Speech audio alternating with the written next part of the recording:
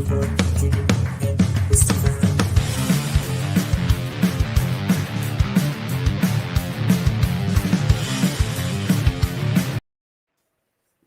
right, good afternoon, Superkickin with Stephen fans, your favorite host right here, Stephen A, 1181. I got the Greg one over there rocking out with us.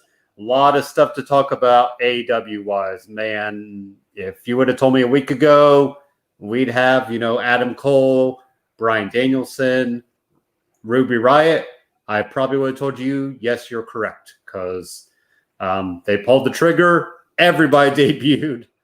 I kind of thought maybe Ruby would be my strongest bet to debut that night, and they just said, F it, we're going to put everybody out there. So the next big names, Bray Wyatt out there, Braun Strowman, Buddy Murphy. We're going to want to see what those guys end up. Those are kind of Lana. That's another name out there. So then you also wonder, where if Sarah Logan wants to come back, where does she end up, after all the baby stuff. So it's pretty interesting names out there, Greg. So let's kick off first. You could kind of give your main takeaways, I guess, from All Out, because there was a few, I'm sure. And, just tell us what you thought about All Out as a whole. Then we'll kind of get into the week that was. Yeah, All Out, definitely the best pay-per-view of the year, hands down. And it was the same as SummerSlam was. If you're going to bring back your top stars, you want to give them that big, high-profile showcase. And that same thing that AEW is doing right here with Punk, or not Punk, but Danielson and Adam Cole, Ruby. And, if they're on the lock and key, the name's on the dotted line, they're ready to go. There's no bigger platform to do it on than this one. So I loved it that they brought them all out. And, I'm going to give myself the Barry Horowitz, because I told you weeks in and week out that there was no way Adam Cole was going to spend another minute on WWE TV. And there he is, right in the middle of the Elite.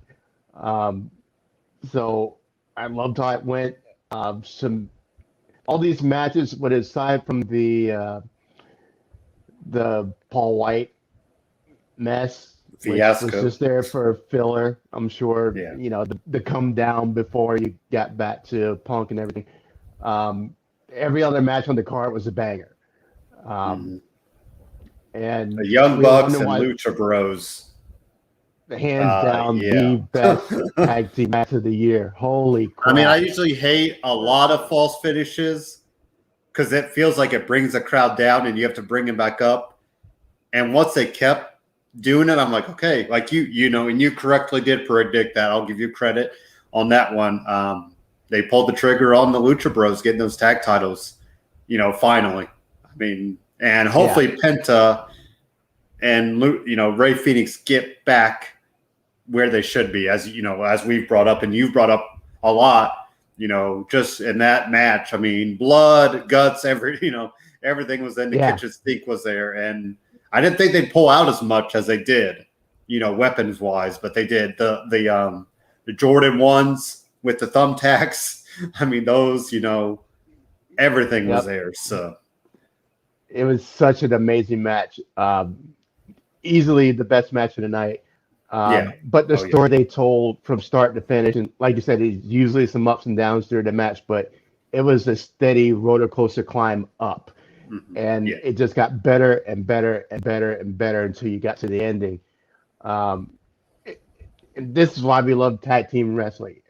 It's been a lost art, especially if you look over on the WWE side, but AEW's really paying attention to it. They're really trying to bring it back. And this is a match that is the new standard bearer. This is what you could be doing if you really pay attention to it, if you really put the time in on it, give these guys the time that they need to tell an effective story. And that's what they did. They told a brilliant story. The Bucks healing it up as great as they can, and they were amazing at it. The disrespect, ripping up their match or their masks, and being out the thumb tattoo, calling back to the old days, that the Buck loyalists and the indie fans will know what that's about when they see it. I only just recently, from you suggesting it, finally went back and watched the Bucks against Candice LeRae, right? And finally watched that match, and I was like, holy crap! And I'm surprised Candice is still alive after that shot that she Isn't took. it funny it's kind of funny to see the, what she's become. I think she's like, okay, I've done my time, with the hardcore stuff. Now let's just make my money, and now she's pregnant. Right. So, now she can get her family set. So, exactly. Also, I thought, Greg, it was interesting. So we did not get the main event of Darby and CM Punk. Do you think it hurt that match by not main eventing, or do you think it still was it did seem a pretty solid match? For some odd reason, people were upset that CM Punk wrestled in tights because, people are dumb. And they want to find I thought it was actually kind of a cool look, really, but I had no problems with it. I think he was trying to pull stuff out that he hadn't pulled out in a long time. But it was interesting. Then that's the thing too. When you knew that Omega and Cage were going to main event, I kept thinking, well, you got to pull out all the stops. You got to bring out Adam Cole at the end. You got to bring out, and I got to give myself partial credit, because I did say Daniel Bryan would be the last person to come out, even though it was going to be celebrating with CM Punk. And technically, he did come out and he made an impact. But so it was interesting that but like I said, you had to pull all those stuff out at the end, kind of smoke and mirrors, because Cage and Omega, I didn't think it was as good as their Rampage match. And that's the thing. I think because we saw that Rampage match, the crowd was into it. The crowd wasn't into this one, because I think you had seen so much. And I think a lot of us were waiting for the aftermath. We need to see what's going to happen afterwards. So, it wasn't anything right home. But Darby and Punk, I think, was pretty solid. And then, like you said, the Lucha Bros and Young Bucks, they got, 20, it was at least 25 so minutes. And at first we thought, well, it's a steel cage. What can you do? And, you have Brandon Cutler throw the bag in there. I was kind of hoping he'd miss a couple times, just because that would almost play into his role, but he got it right. He had to practice that, I'm guessing, beforehand. But anyways, sure. I'm sure maybe they gave him a little dot, stand from here, because it's about where you make it from. But anyways, but the aftermath, Adam Cole with the kiss, because we see that a lot in the Young Bucks. And now we'll get Adam Cole on BTE. So, Greg, you got to watch BTE now, because of some of that stuff plays a factor into Dynamite. Little nuances, not storylines often, maybe here and there. And it's, it's a good 20-minute, 15-minute watch on your Monday afternoon. If you got nothing else to watch, you could throw it on YouTube. So, Adam Cole there, he definitely looks revitalized. And Daniel Bryan, it's going to be, we've only seen him talk a couple times, so we really have to see what Daniel Bryan's going to do. I'm going to be interested to see ring-wise how different he is, because I think that's where it's going to matter the most. I think he might try a few more things than what he could have done in WWE. I think on the mic, he'll be the same person until they turn him heel, because I feel like that's what we want to see too. We want to see a heel Bryan Danielson, almost ROH type days back in the day with him and Punk and him and Samoa Joe and him and Nigel McGuinness, which is a fun name to throw out there. I think even him and Adam Pearce had some matches in ROH. So those are going to be interesting to see how all that plays out. Adam Cole, I think starting him heel is good, because now you can either shift. It could be him and the Young Bucks. Maybe Omega turns on him, the Young Bucks stay with him. Stay with, Omega. It's going to be that whole leadership factor. And I know we'll bring it up on Dynamite. I think not mentioning the Good Brothers a lot, that's something you could play into as well, because they almost seem like an afterthought now. and how is that going to play into everything? So, we'll get NWO red and black, NWO black and white, pretty soon, I feel like, with the Elite, because there's too many members. And we got to splinter it a little bit. It'd almost be like Cody Rhodes and Kenny Omega fighting for the title of leadership, and now it's going to be Adam Cole and Omega here. Not soon, but maybe, after Revolution, at the first of the year. I just don't think you could play it too long because, like we said, there's too many bodies there right now. And then you just have the random face side of – sorry, go ahead. Well, I would say a few thoughts. First, going back to the Lucha Bros and the Bucks, the ending of the match was just perfect. The way the finish itself, and then going to them after the cage comes up, and Pentagon goes and goes and hugs. Tries to bring his wife. Right, trying to bring his wife, and his daughters are there, and they have that moment there, and you really feel it through the screen. Of what he's feeling, what they're feeling, and the announcers are doing a great job of just kind of laying back and letting you breathe it in for a minute. That plus the visual of Ray or Pentagon and Phoenix in the ring, and the blood on the belts. Yes. It kind of tells the story. These guys have been fighting each other. Yeah, they've been fighting each other even before the AEW days. So their history goes all the way back. And the fact that, you really put the blood, sweat, and tears analogy in effect right here. You have the blood, the sweat, the tears. It's all happening right here. And, they made that moment huge. Even the way they brought them out with their entrance being performed live. You could tell this was a big, big deal.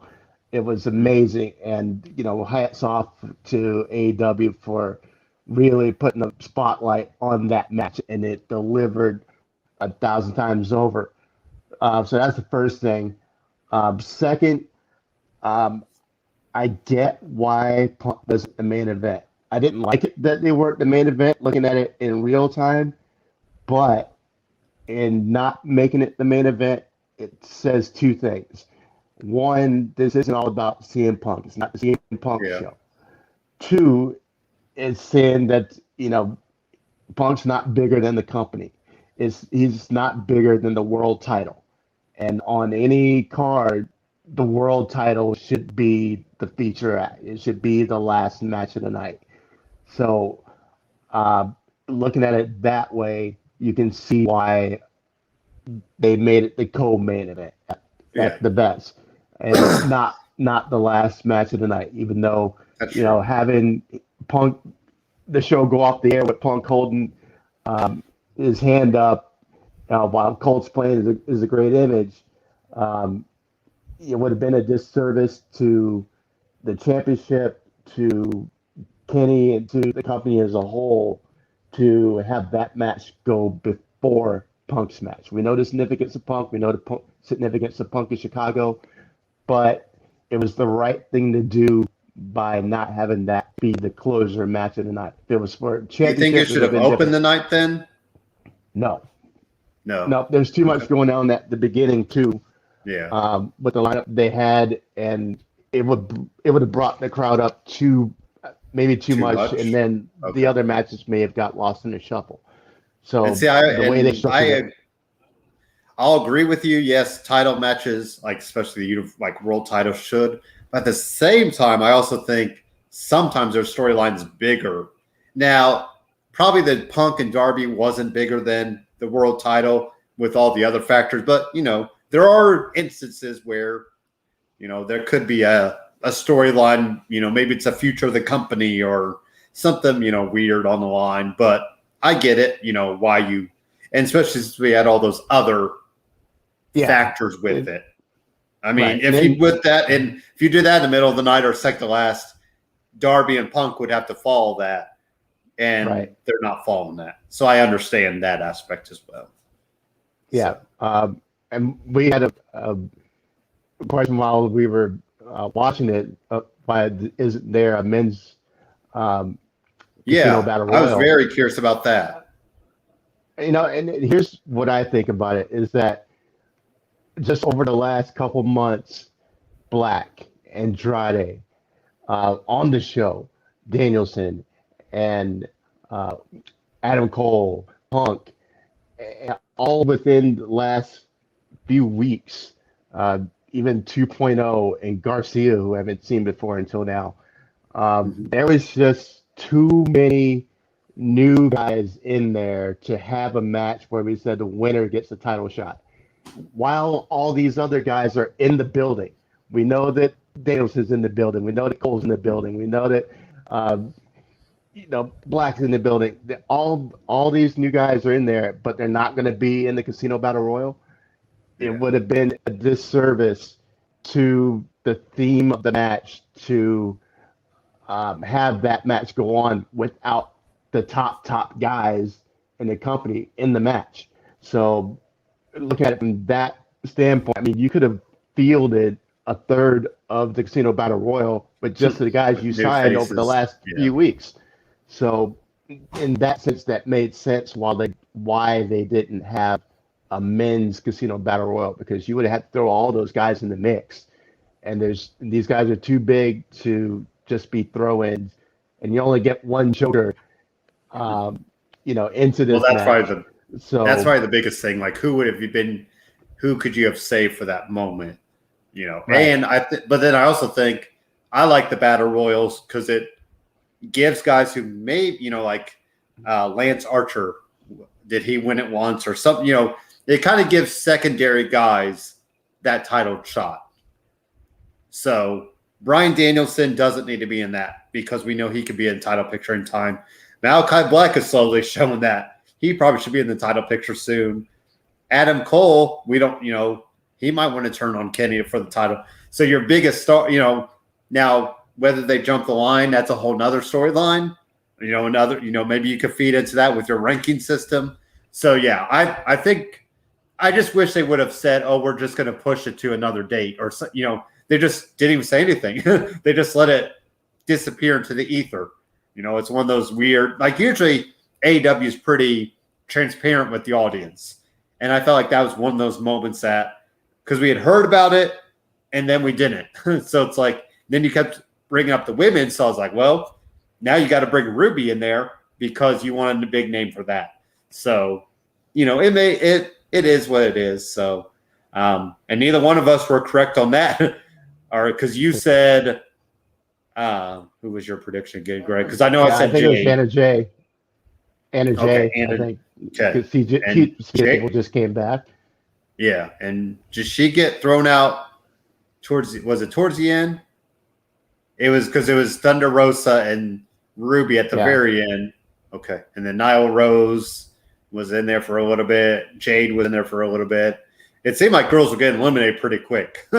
And I think the Lucha Bros Young Bucks match was way over time, because when Penta was trying to get his wife in the ring, they're like, no, go. Like the ref was like, no, you got to leave. Like, sorry, like we got to clean this up too. So, I mean, like we said, a good night overall, like a feel good moment. Even if Adam Cole comes out at the end and Bryan Danielson doesn't, it almost still feels like a feel good moment would have been that, because of we saw Adam Cole there. But having Daniel Bryan with a new remix of his, little Flight of the Valkyries, and then it goes into Born. The song's called "Born for Greatness," and it's kind of it's on Spotify now. So, Greg, if you have Spotify, it's on there. But it's got words and all that. So, and then Adam Cole. I think Adam Cole's song. It might take me a little. I'm so used to the Shock the System. Like, it's so hard to I had to cover my ears back. Okay, it's not Shock the. There's no boom yet. I got to figure out where the boom is at and figure out where Adam Cole Bebe goes in. So, that one might grow on me a little bit. So, and of course, Ruby had Ruby Soho by Rancid because, I mean, she had to. Some people were mad about the final countdown because that was Daniel Bryan's independent. And it sounds like the band won a little more money than was usual, which is weird because they probably need all the money they can get right now. But that's a whole nother conversations. So, any other thoughts? It was a great ending.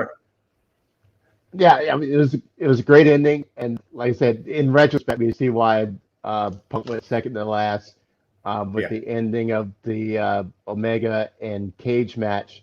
That it ended the way that it should have, with Kenny getting the win by any means necessary, and then the Elite getting in, doing the beatdown, and then the promo where he puts it on the tee, puts the ball on the tee.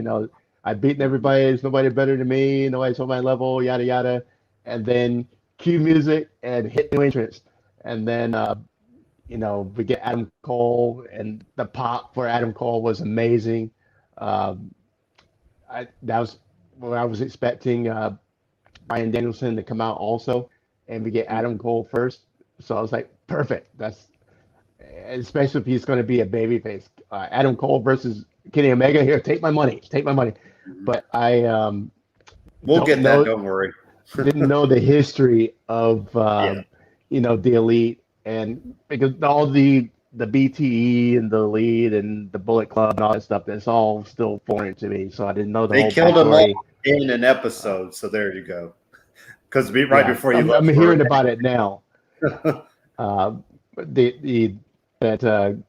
dribble super kick that kicked him that killed him out of the Elite. So I'm now finding out the whole backstory behind Adam Cole and the Elite and everything. So it makes sense now, but just haven't seen it before, so it was all new. The whole little double kiss was weird, but whatever. It's the Bucks right these days. So, and that's what they did with him when they killed him off. When they super kicked him, they kissed him away. Yeah. So, and that was actually in ROH.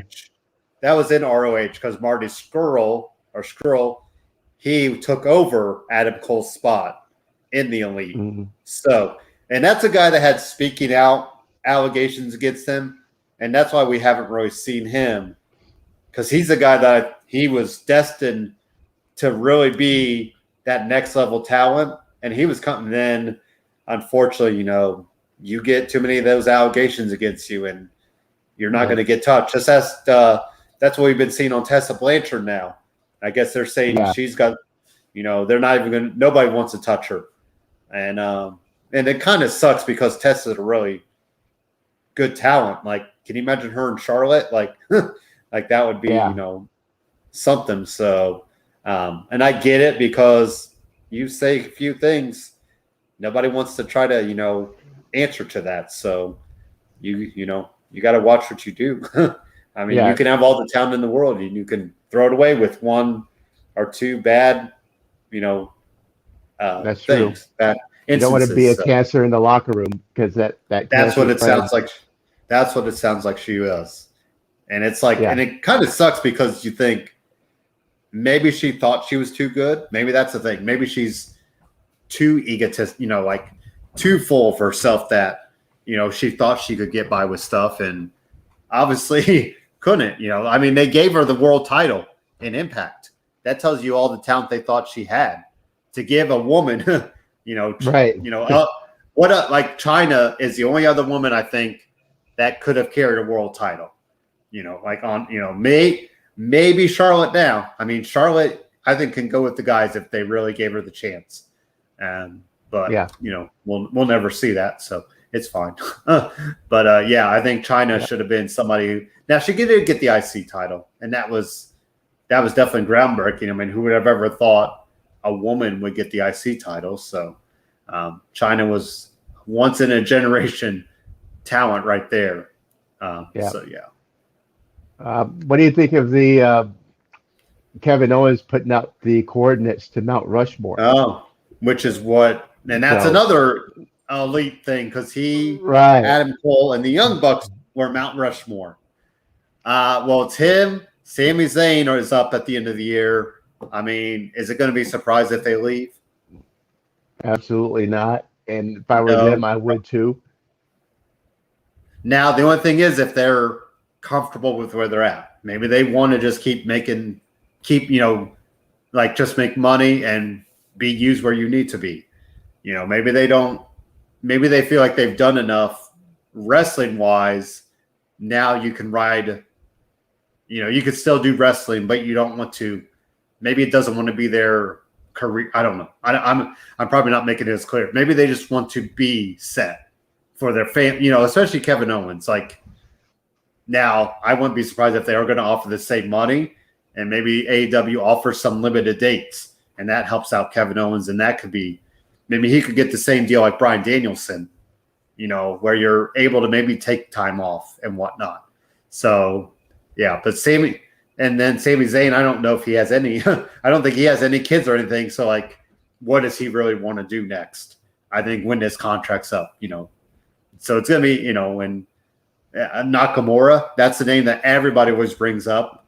Like, should he run off, you know, go back to New Japan, or maybe join up with AEW so you could do some New Japan stuff? I mean, it sounds like he's relocated here, so I don't imagine him moving back there. But, you know, Sami Zayn, Kevin Owens, we heard all that talk about like Sami Zayn's is the end of this year, and then Kevin Owens is early, like January or February next year. Mm-hmm. And then again, do they maybe sign a short term to get him through WrestleMania? You know, just to kind of keep him there. You know, I don't know. It's good. I think those are two names though that will be, you know, very. We'll have to see when that time comes, and you know, I'm sure AEW will squeeze them in. You're squeezing in as many. You know, when will too much be too much for AEW as well? Like somebody like Hangman Adam Page, does he start thinking, you know, now that I kind of built my name up, you know, or somebody brought up Wardlow, like could he be one of the first guys to jump AEW to WWE? Because look at Wardlow. You don't think WWE is drooling over him? You know? Yeah. Now somebody brought up Brian Cage as well. Brian Cage, though, he still has no charisma. He's going to need a mouthpiece, I think, or need something. Like he's like a Ryback, but he could work in the ring really well. You know, like, I mean, because I don't know if you saw, his wife said he's being misused right now in AEW. And that's the thing. Like, are you going to start seeing these, you know, kind of second tier guys for AEW, or even some of the, you know, maybe Sammy Guevara, or, you know, MJF's always going to be an asshole. So who knows what if his tweeting will be real, you know, like, but, you know, these, you know, like I think Adam Page is really the name to watch for maybe making a jump from AEW to WWE, because I still want to know who will be that first guy or girl to do that switch, because you feel like it's got to come. Now, sure. I guess it depends on what WWE, you know, are they sticking to their guns though about something like, you know, we want younger guys, we want girls like in this vein, we want people we can mold. So maybe they won't take anybody from AEW because they'll have a certain mindset, you know, built in, and maybe they think they can't mold that. So, you know, it's going to be the next, you know, year or so is going to be really interesting to see, because do you think anybody's going to make that jump, Greg, that AEW to WWE, if the time comes to call for that? Yeah, absolutely. And two things I base that on. Number one is that I'm sure that there's still a lot of guys and girls in the AEW system that still see WWE as being the pinnacle. The end all. No pun intended. Yeah. So, you know, they're going to want to go and live that life. I mean, it's similar to, you know, being in AAA baseball and then getting called up to the minor leagues. Not saying that AEW is AAA, but it's still seen as one level lower than WWE. You know, the pro wrestling versus sports entertainment aspect aside, you know, the big show of them all is still WrestleMania. It's not All Out, All In, Double or Nothing, whatever. WWE and WrestleMania is still the show of shows. So there's still going to be some people who haven't had their WrestleMania moment that want it. Number two, as AEW gets exponentially bigger, which it will, These signings are going to only fuel the fervor of people on the indies and in WWE who want a piece of that. And as it gets bigger, the ratings get bigger, and WWE eventually sees that these guys are not going away. This is actual competition on or above the Monday Night Wars level. Then poaching some of the talent from the other guys is going to become more reasonable. I think right now they kind of look over there and kind of blow it off, but you can't blow off the numbers. You can't blow off the ratings. You can't blow off the fact that their show is outproducing yours. So whether you think it's second rate or not, when those numbers come back and you see that their show is killing yours right now, then they're going to have to sit up and take notice. And once they do, how did they kill ECW? How did they kill WCW? How did they kill all the territories? By taking their talent. So they're going to start throwing money eventually at the AEW guys and girls, and eventually some of them are going to go. So whether it takes a year, year and a half, 2 years, it will happen because AEW is on a rocket headed up right now. And once it gets a distance past WWE to where they have to notice, then that's where you're going to see, them start throwing money at those people to kind of level the playing field, and some of those performers are going to go. And then it cycles back to are they just signing guys and girls just to hoard? Like how we thought before. So it's going to be, that's going to be the interesting part. Like, what will they do with those names if they end up, like I said, I mean, Vince is probably drooling over Wardlow because I think Wardlow's still under 30 as well, or maybe at 30, like he still seems like a young guy. So maybe he is somebody that they can mold to the WWE style. And, who knows what these contracts are. I mean, I think we're coming up on 2 years of Dynamite, though. So you got to imagine contracts are probably 3 to 4 years, maybe short term for, maybe 2 or 3 years for shorter, mid-level guys. So you do wonder next year, could that be jumping back and forth? And it all goes back to our original point, Greg. If we could just get some cohesion, 1 or 2 super shows between all these promotions, then it doesn't, right. And then it doesn't necessarily need, guys don't need a necessary jump, or girls don't, if you can maybe perform on that show, like you said, a WrestleMania or like a Double or Nothing type big event, or All Out is now becoming the big event, seems like, for AEW, but some, some sort of gimmick in, I guess that's a downfall. How gimmicky would it feel? Probably pretty gimmicky, but at the same time, I think we all want to like everything. I think people are starting to realize we can like both shows and, be critical of both shows and be happy for both shows and, want to try to watch all the wrestling we can. Because like we said, it's on 5 nights a week. If you really think about, when you really comes down to it, and can't we all just get along? I guess is what we're saying. But I think we need to take a quick commercial break because I did not realize we would talk that much about all that beginning. So let's pay some bills, and then we will get into tag team turmoil, which was pretty much the Monday Night Raw episode that just happened Monday night. So let's get some Elite performance. I think they need the guys from the Elite somehow doing their brand because that would be good dual branding for them. So go get Elite with Elite performance.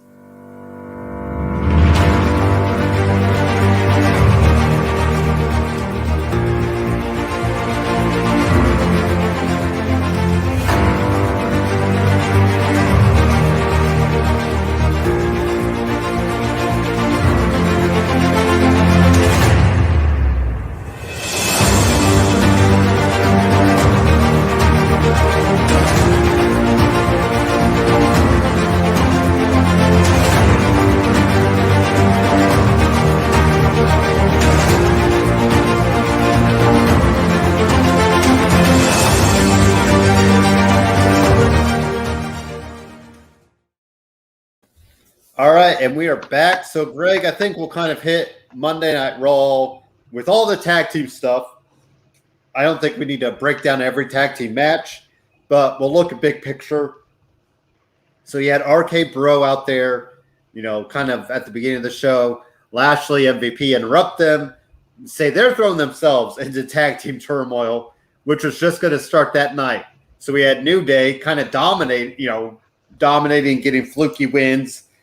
They beat Viking Raiders. They beat Jinder Mahal and Veer. They beat Lucha House Party. They did defeat Mason T-Bar. Mason T-Bar finally decided to do something and, wreck the whole match. So I'm going to assume we're getting New Day, Mason T-Bar because of all that. And then they're like, well, we have to reset the tag team turmoil match for later in the night. So then we revisited it back in the night. And then we saw New Day get defeated they defeated Mustafa Ali, Mansoor, and then they lost to AJ Styles and Omos. And then Lashley and MVP win ultimately. So takeaways were MVP and Lashley will now get a tag team title shot against RK Bro.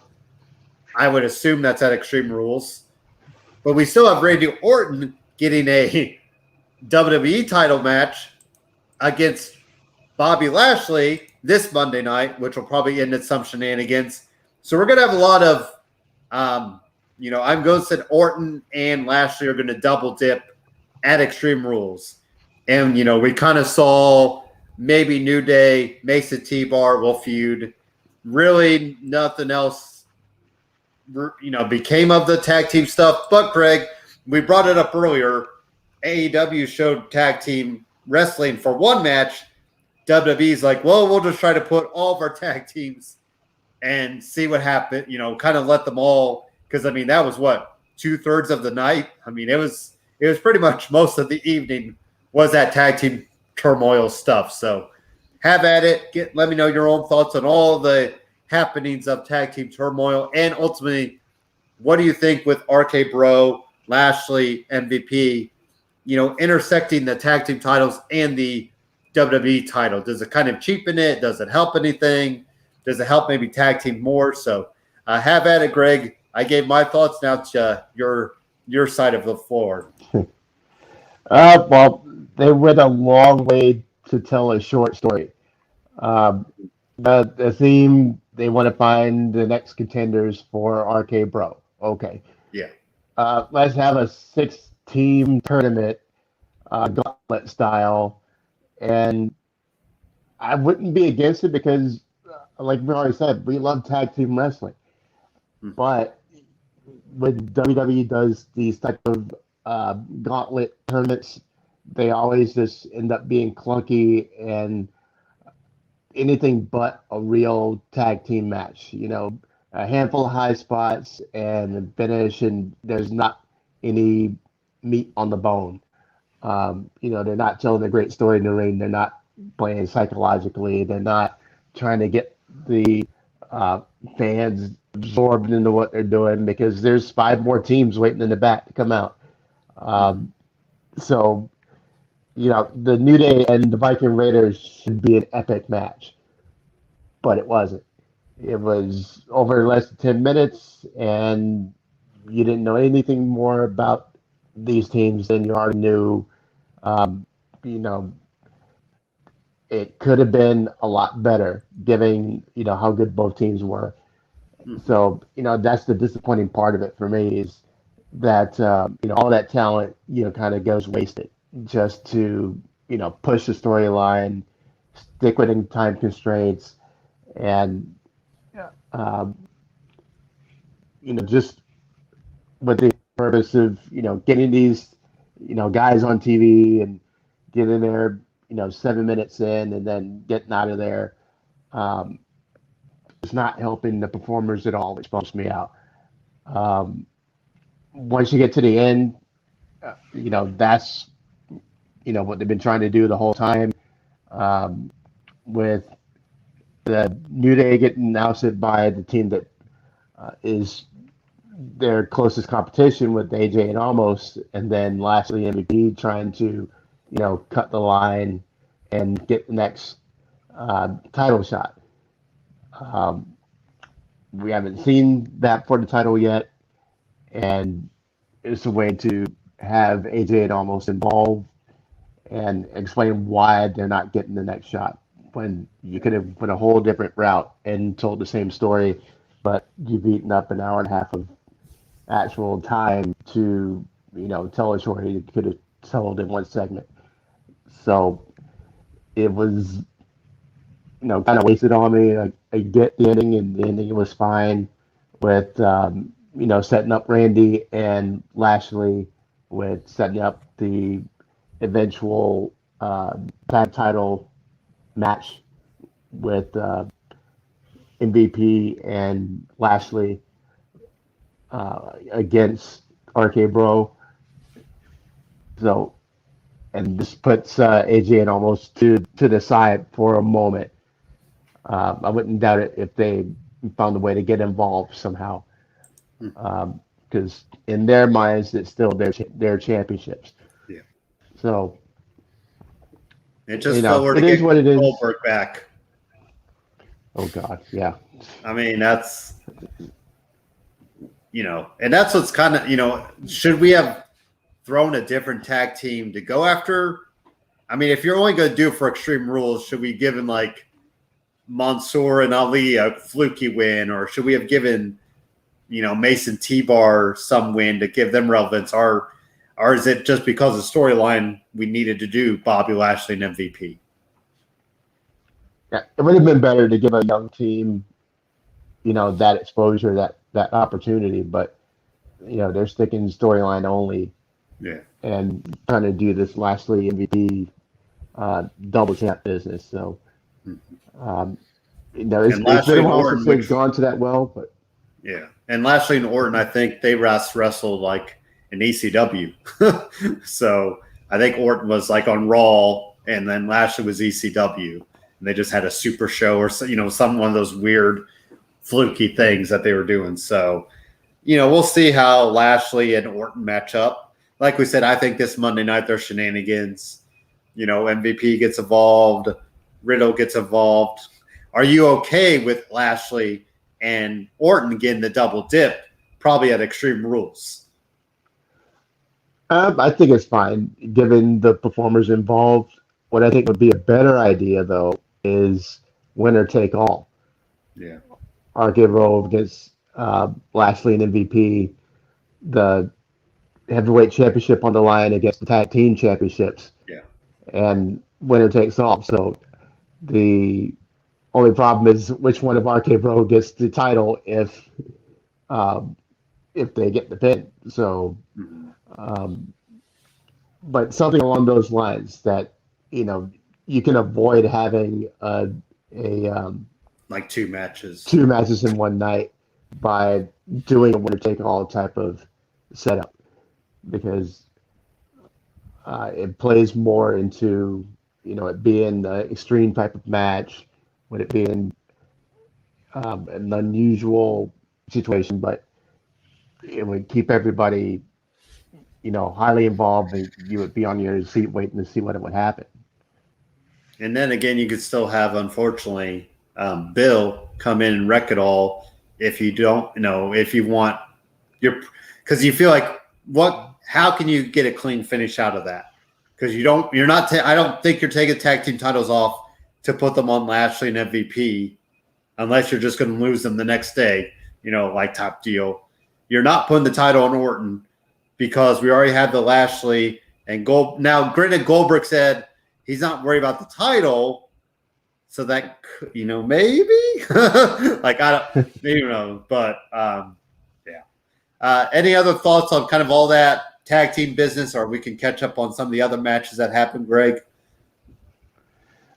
Yeah, I'm glad Goldberg came out and said that he's not interested in going after the title anymore. So at least there's that, and that would be a good excuse to put him on Extreme Rules, where he can swing chairs and just be destructive and not have to worry about getting a win. So I hope that's what's happening, and we can end Goldberg's run. Well, we're getting Goldberg and Lashley at Crown Jewel. I think we can see that from And then we'll get Roman and Brock at Crown Jewel. I think that's because it's in October, so it just makes sense.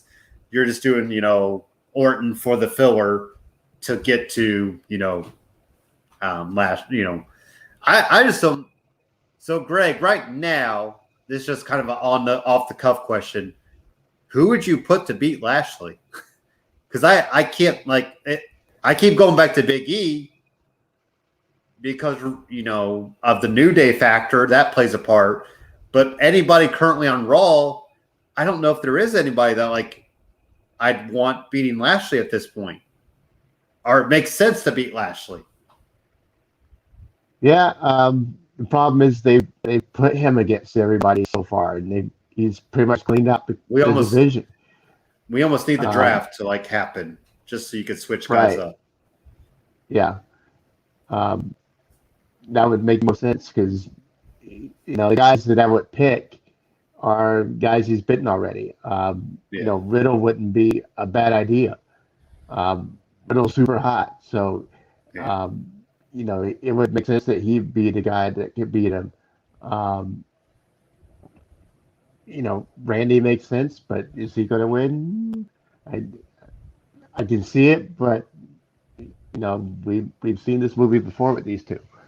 And I almost bring up AJ because I feel like AJ needs one more run, just as a world champion. But AJ's, he's still an older guy.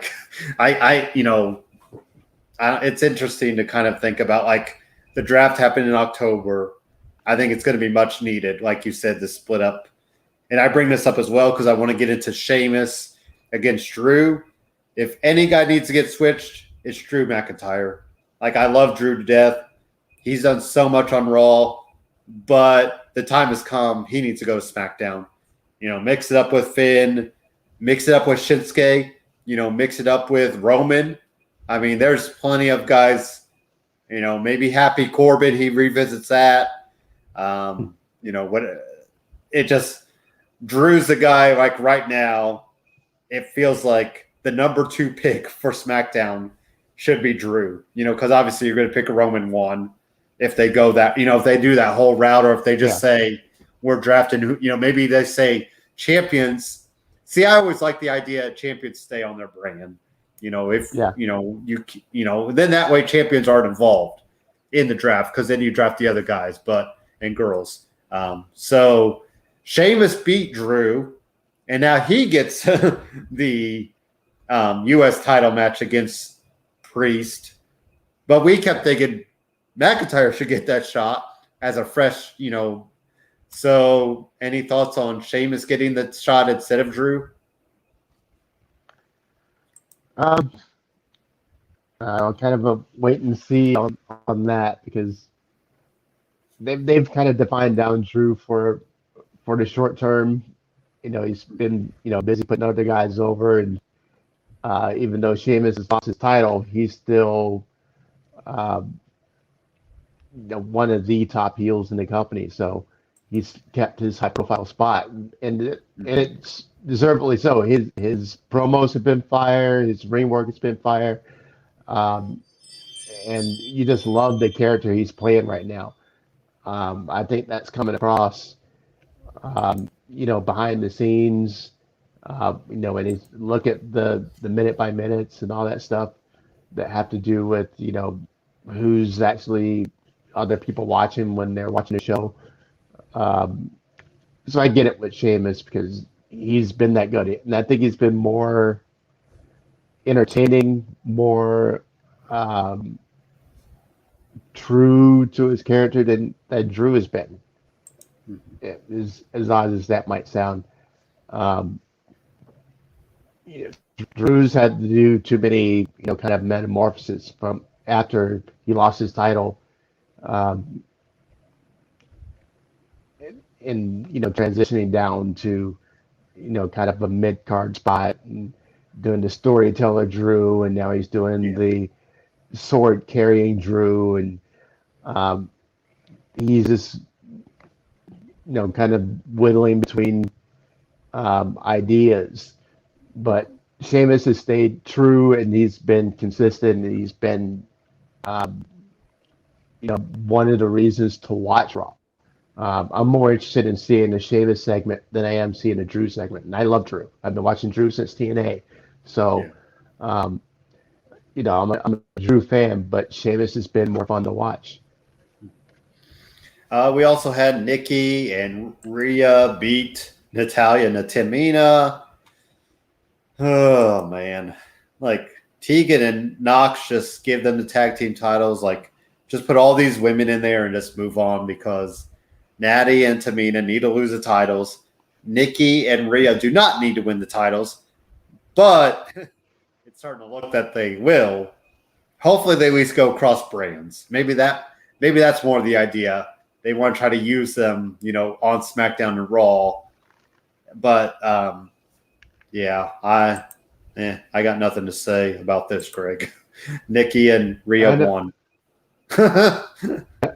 Well, I want to know, how many times do first Tegan and Shotzi have to beat Natalie and Tamina to actually get the titles? All the times. Apparently. Secondly, really getting tired of the whole odd couple pairing. I know it's paid off with Randy and Riddle, but to do it over and over and over. Look at NXT with Io and Zoe, and then look over it. Them doing Nikki and Rhea, and then look over and doing Natalie or Shayna and Nia. They're just loving the whole odd couple. I don't like you, but we'll be partners anyway. They're going to the well way too many times with it, and it sucks. It's not working, but they keep poking you with that stick, and they go, "You're going to like this. You're going to like this." And you can only find lightning once sometimes in a bottle. Exactly. And Orton and Riddle worked because it was so different. It felt like it feeds off each other. Rhea, Nikki really, it doesn't feed off each other well. That's why I'm like, Tegan and Shotzi, just give them the tag team titles. Let them work across the brands. So, Greg, here is the WWE's official recap of Karrion Kross defeated John Morrison. And you might as well just don't blink, because it literally says, after the dangerous Karrion Kross appeared on Moist TV, he defeated Johnny Drip Drip with a cross jacket. That is literally what it's like. All these other recaps are like, a couple sentences, a few sentences, like a paragraph. It literally says one sentence for that segment. And Mick Foley, I don't know if you heard about him, Greg. He went off on that, and he decided, it's Mick Foley. Like, they said he has heat with WWE.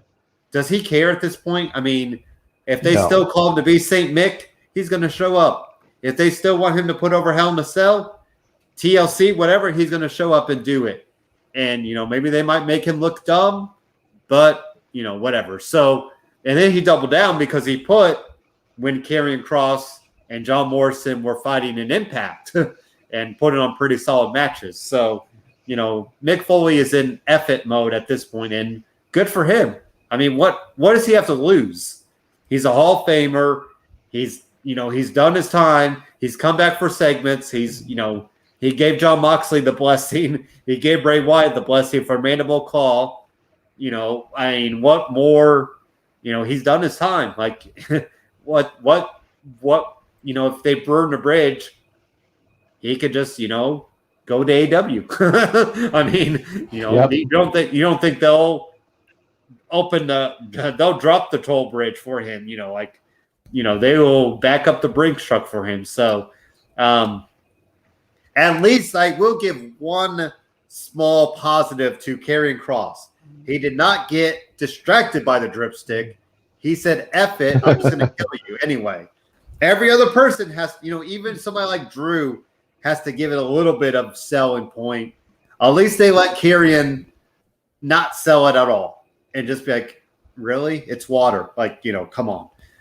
Other than that, he beats him with the cross jacket and we move on. And Charlotte defeated Nia Jax.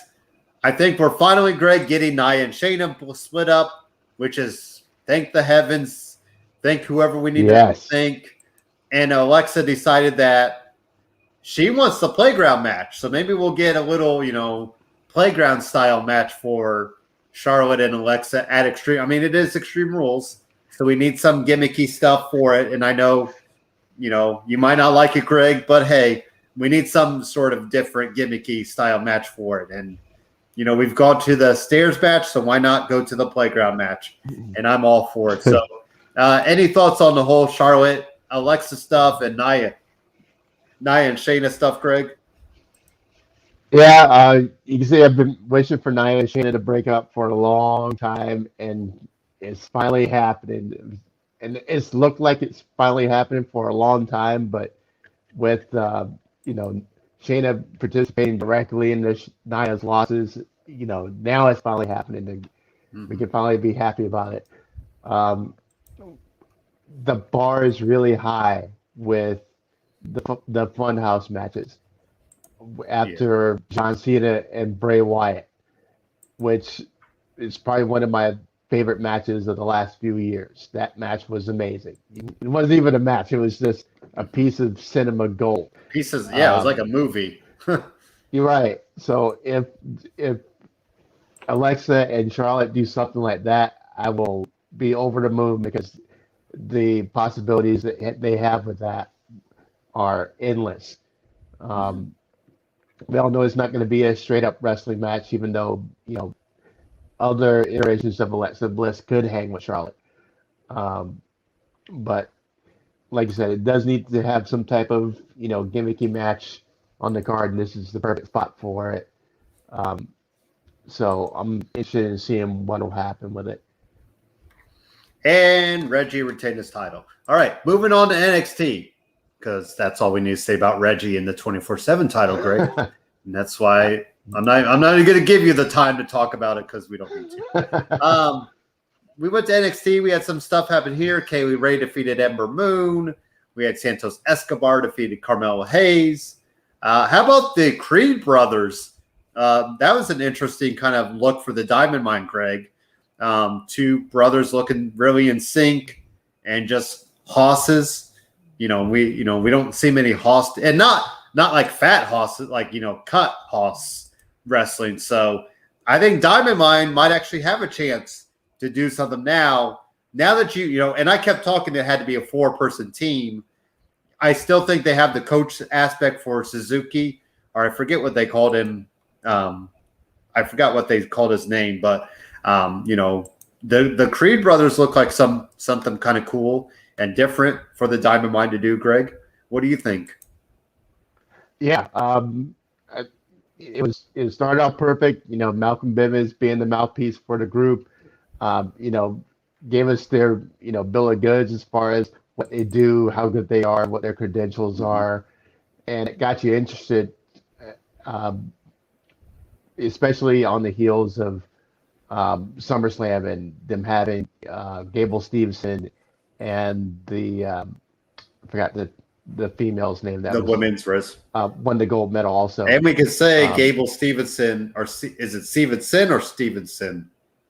Either way, he's officially without the end. Stevenson. Okay, and he's officially signed to WWE. He will finish his senior year, but he'll be able to do some stuff on TV. I mean, thankfully, because of the name, image, likeness. If they don't have that, they probably have to wait till he graduates and then sign him. But he'll be official. They said appearing possibly on TV. So it'll be interesting to see what they do with him. I don't know if he could do I don't feel like he's a talk show guy, like Eli or Eli Drake, I started to say. See, now you got me calling him LA Knight or The Miz or Morris, Kevin Owens. Like, maybe they can have him in those segments to kind of build him up along the way. Some people joked, if this is WWE, 2003, you strap the rocket to him and he's probably your world champion within 6 months. But I kind of feel like they'll do the slow burn with him and really let fans get a hold of him. He's going to have to work to WWE style as well. He's a real wrestler, coming into their, aura. Ronda Rousey did it. Kurt Angle did it. Brock Lesnar did it. So it'll be interesting to see Gable and Chad Gable, that might be somebody to put him with to kind of give him that mouthpiece. Because I don't know if he can cut promos or not. We'll see, but right. Yeah, he's going to be great once he gets this opportunity. I'm excited to see what he can do. He can real quick, do you think he goes to NXT first, or do you think they tried to maybe put him on Raw or SmackDown right away? Well, considering the fact that they want NXT to be that developmental arm of the brand, I can definitely see him spending 6 months to a year down there. Okay. Getting in the ring with the more experienced talents and start putting those first punches on his bump card, so he's more polished once he gets to the main roster, and he's more.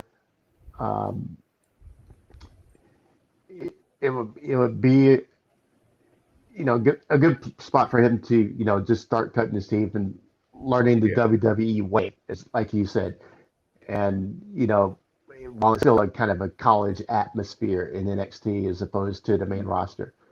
So I definitely could see a year-long run in NXT, just kind of working his way up and then maybe going off after a year and joining the main roster.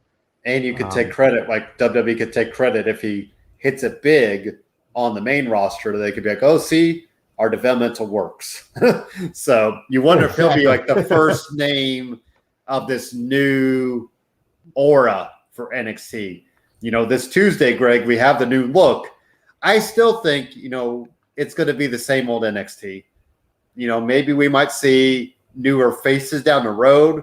Other than cosmetically, I kind of feel like it's going to be the same, because they're saying now Bruce Pritchard, Vince McMahon are just big picture. They're not day to day.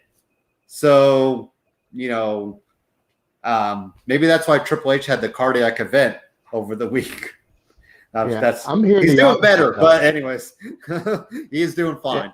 Yeah. That's not too soon of a joke, right? I mean, maybe. Anyways, but I still feel like now if NXT keeps now the ratings, it doesn't seem like viewers are picking up. Now, if that keeps going downhill, could Vince be like, okay, I'm flying my jet down to wherever we're shooting now? Because I think their Full Sail deal is up soon, and having more, sure. But until I see Vince McMahon in the building at NXT, I still think it's going to be day-to-day looking the same, other than cosmetically. And I agree that they need a brighter look. I know some people like the black and gold is fine, but that CWC is pretty damn dark, especially like cosmetically. So, spicing it up, giving it a new look. I always thought like the MTV type logo look, Nickelodeon orange blot, which I love. So I'm like, let's have it. Let's give it a fresh coat of paint, as it were. So, yeah, I'm hearing different things. I'm hearing that Vince McMahon and Bruce Pritchard pretty much taking Triple H out of power. Yeah. And they're taking over operation of NXT. I am not a fan of that. I hope that's not true, but I believe it. Just from the places I've heard that from are, insiders, people who know these things. Mm-hmm. And if that's true, and Triple H has been essentially, emasculated by Vince and Bruce Pritchard to overhaul NXT and to change the formula to being just a developmental system, and this would be a part of what they do. They would change the look, they would change the MO, they would change the talent, and there's been reports coming out that there's some NXT guys that are going to be getting the action, guys that we know about, that we see every week, and that screams of Vince McMahon's fingerprints. So I'm going to be watching this next episode and very interested to see how it looks, I'm not a fan of the logo change, and I get what they're doing by trying to make it more cultural is the wrong word, but more hip maybe, and kind of down homey, but there was, in my mind, there's nothing wrong with it to begin with. Yeah. I definitely want the Capitol Wrestling Center to be gone. I don't like it. I'm like you. I think it's too dark. You want to be able to see the crowd in the pictures. Watching the first time I watched NXT, and they were broadcasting Full Sail, not knowing any of the talents, not knowing anything about them. That crowd is what brought you in. That crowd was a very knowledgeable crowd. They knew everything about everybody, and they pulled you in like you were sitting in the audience with them. And that's what fueled my love for NXT, was how involved they were, how alive they were. And, they weren't, Full Sail's not a big building either, but it was a brighter building. You could see the people, you could see how involved they were in it, how the performers were bouncing off of them and vice versa. And it was just a great atmosphere. And it was an atmosphere that wasn't like the main roster. So I hope in part of this reshuffle is that, to get out of the CWC and, even renew the Full Sail deal, because, their best moments were in Full Sail. And if they don't do Full Sail, something similar to it, but at least lighten it up, add some seats, and let us see the crowd reaction. Let us see the crowd people, not just a big wall of plexiglass and chain link. And just see masks. I don't dig it. Like if you have a bright mask, you can be seen. But I wonder too. And I did like when their title matches had that spotlight on it. I kind of that feel, and that's fine if you want. If you have a big fight feel and you darken it for that match, that makes sense. But like you said, the whole night, it's just like you're almost squinting to see, guys and girls, what's going on. And Full Sail was good with spotlights and, flash, the lights and cameras angles and all that. So we'll see. Like I said, it's hard. It's going to be hard to judge it off this first show, I think, as well. Now, if we see those names that start getting cut, and that would feed into the idea that they want younger guys, if you cut, that's the thing too. Who are you going to cut though? Because you feel like you just signed LA Knight, and I got to believe he's 30s, maybe early 30s, maybe, Samoa Joe, your current champion's pushing, 40. So you're not going to cut him. Gargano, he's mid 30s, but the way is pretty popular, even without Austin Theory, which who knows what what is he still up to? You talk about the milk carton, Dexter Loomis, you just signed him. So I'll be interested to see what names, because we still go back. Bronson Reed being that guy, yes, they should have not have cut him.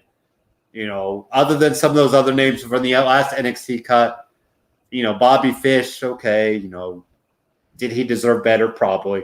But, Jake Atlas, I think, was another name, and we'll see what he's going to do.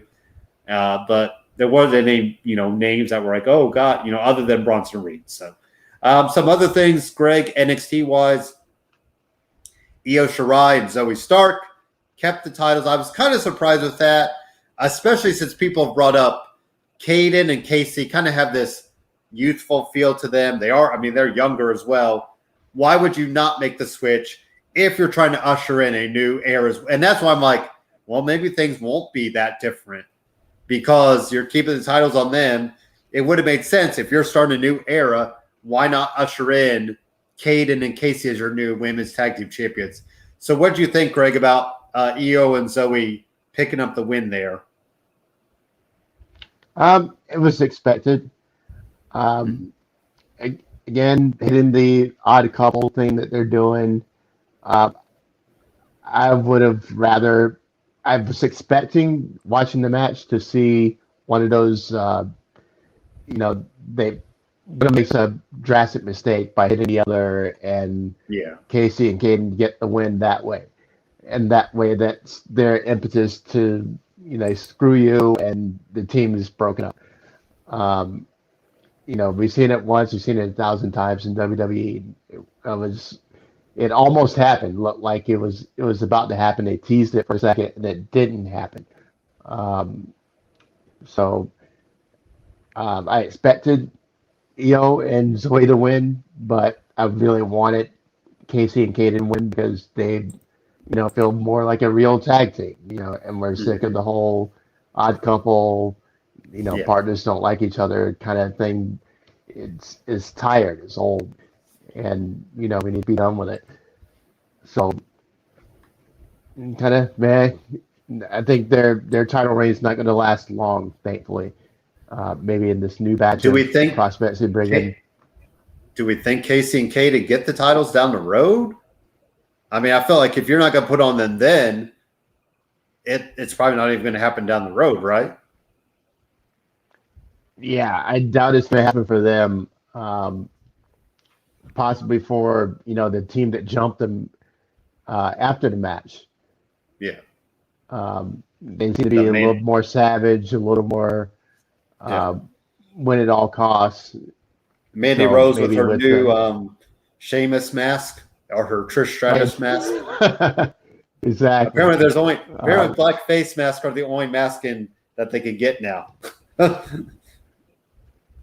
Yeah, Mandy should at least make it gold or something. So yes, gold. Yeah, maybe she'll put some bedazzle it next week.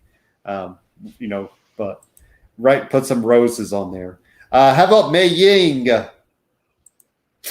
Anything? I got nothing for her, Greg. I don't know what. Yeah. And Xia Li, I guess her and Austin Theory are just hanging out somewhere in the ether. They're just in limbo somewhere because we haven't seen Xia Li on TV. We haven't seen Austin Theory, so yeah. And then go ahead. The list of milk cartons is getting bigger. I did get off topic with the Creed brothers. I love the Creed brothers too.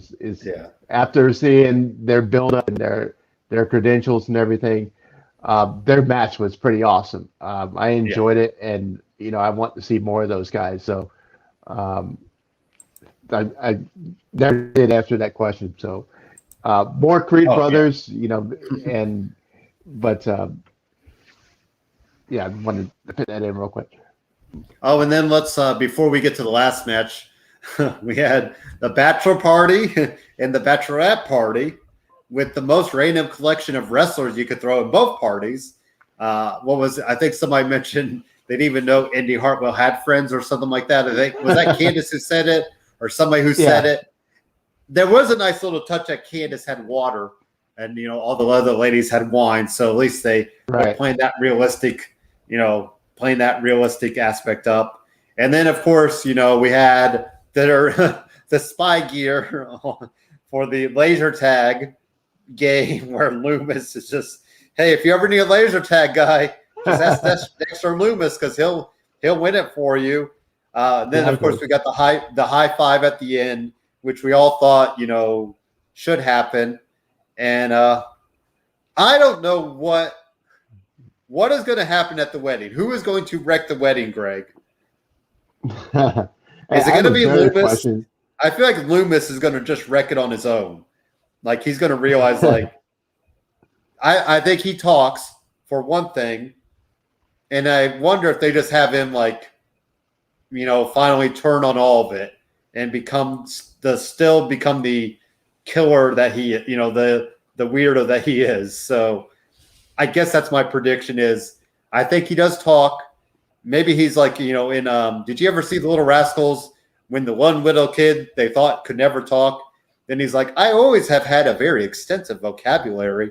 And he goes off at the end, talking all these words.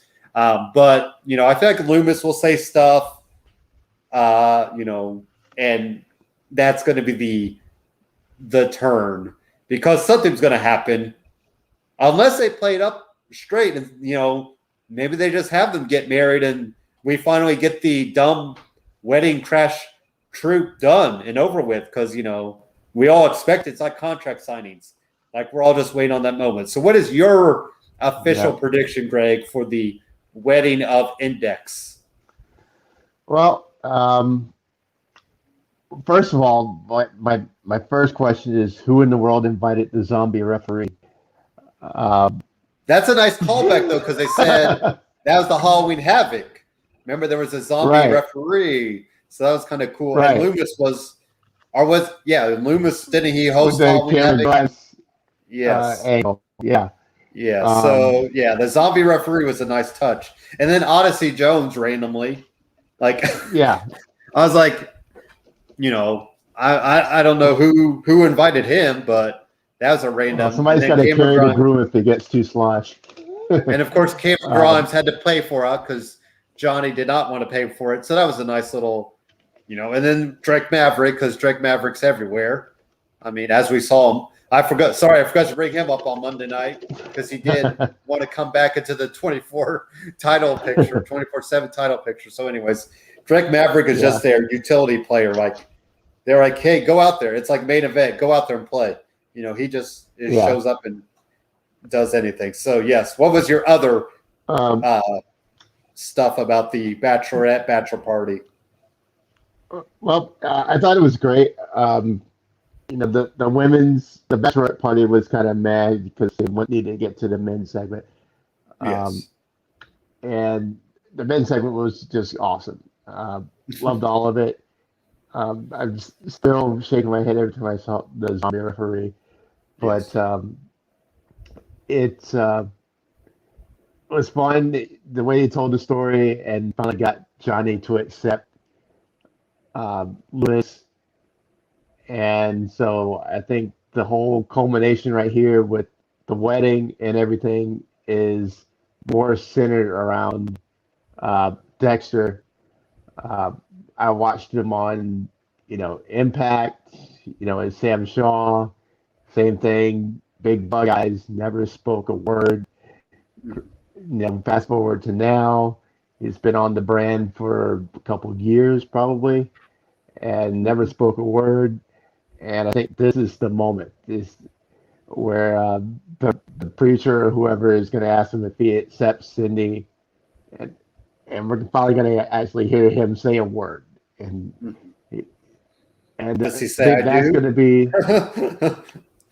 Yeah, I think he's probably going to break into a big smile and yell, "I do," and it's probably he's going to, be a whole, new character change, kind of on the spot. Somebody can wreck the honeymoon, right? Are they just going to let this play off as a fairy tale and literally let it ride it? Well, and plus without Candace, how much longer will she be on TV? Because she's starting to show a little bit now, Greg. So you wonder, will she be sticking it up in Cleveland or wherever they live for the time being? Do you put somebody else in the way? Well, does Austin Theory show back up? Because he probably needs to be back down there with them.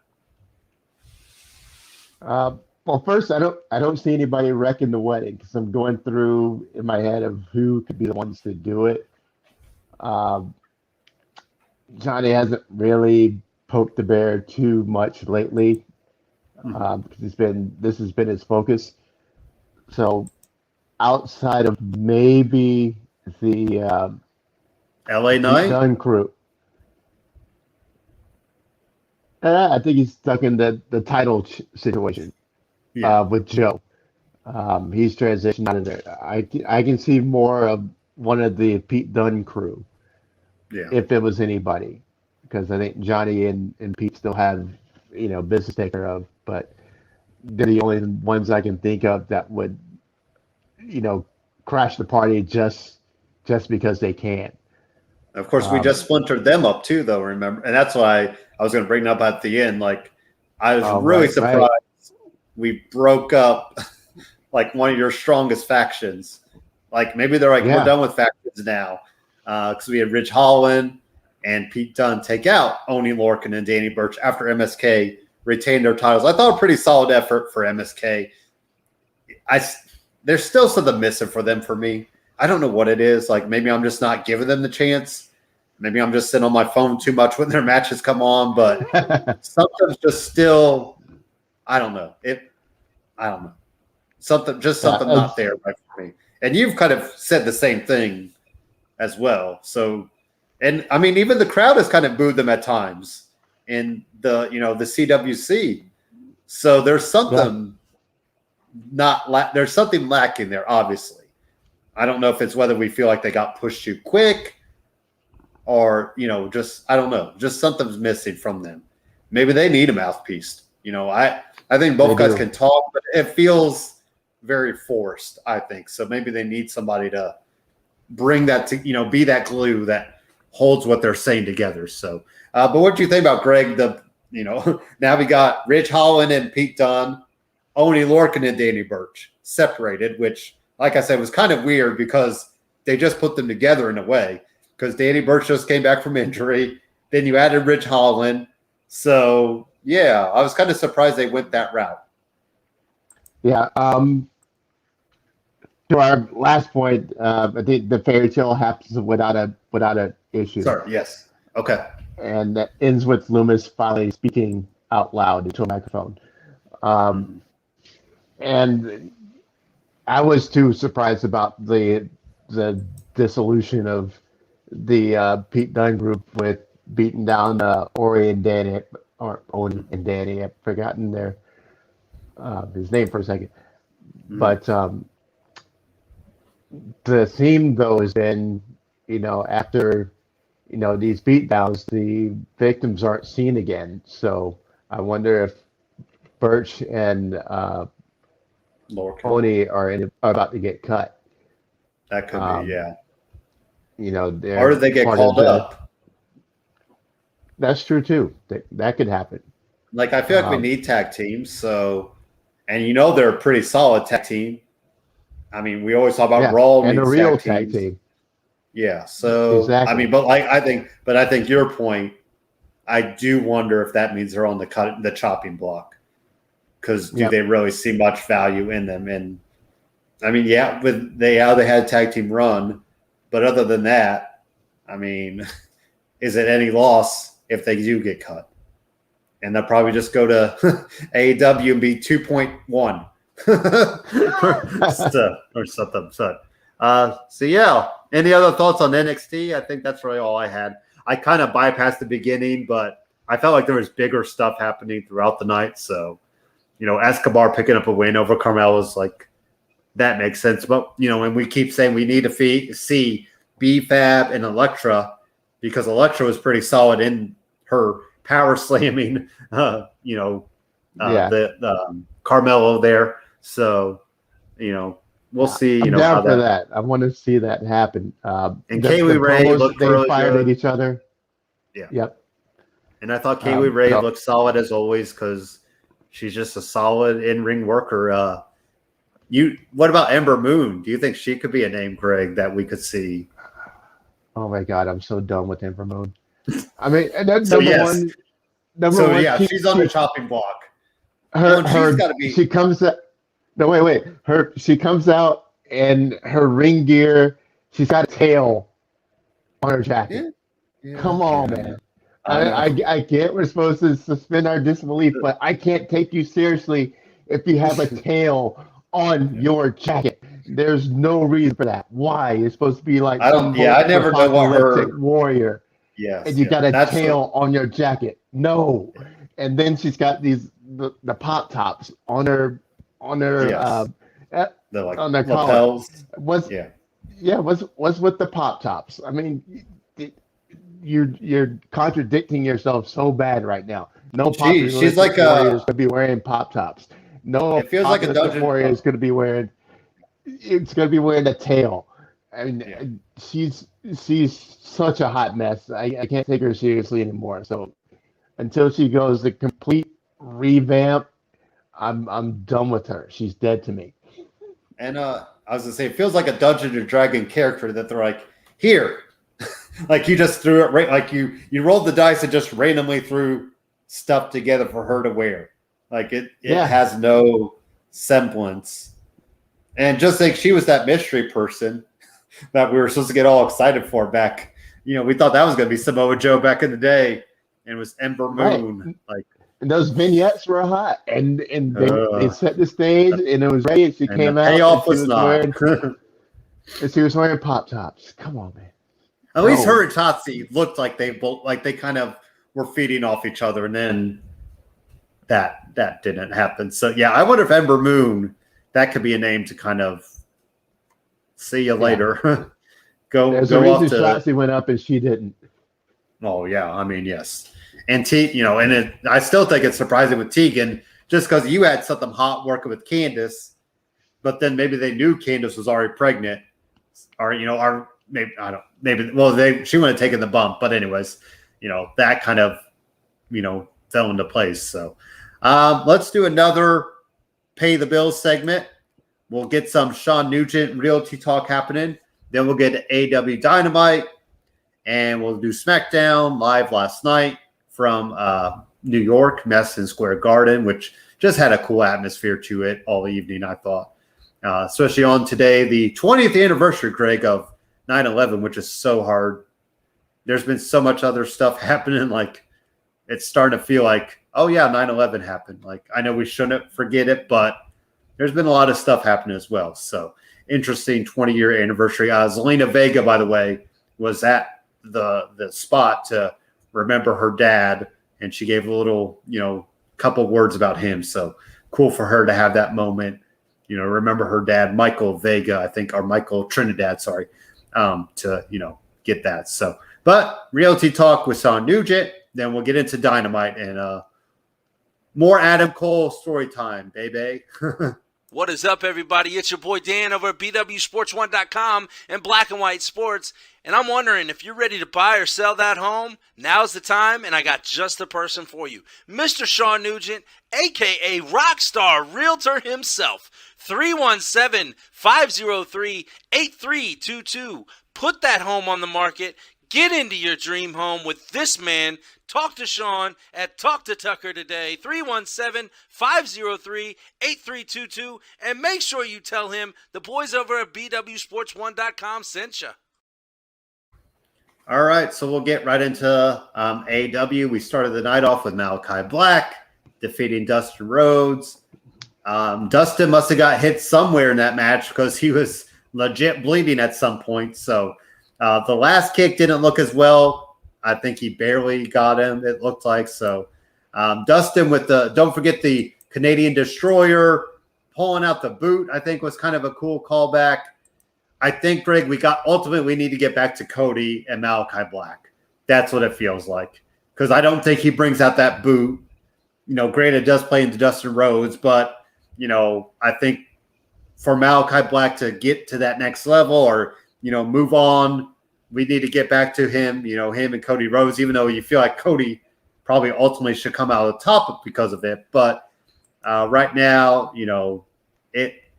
Malachi Black is doing stuff, but, I think we need some conclusion with Cody Rhodes to tie it all together, and I'll be curious to see when that does happen. So any thoughts on Malachi Black and Dustin Rhodes for you, Greg? It was an okay match. And it was the end was kind of clunky.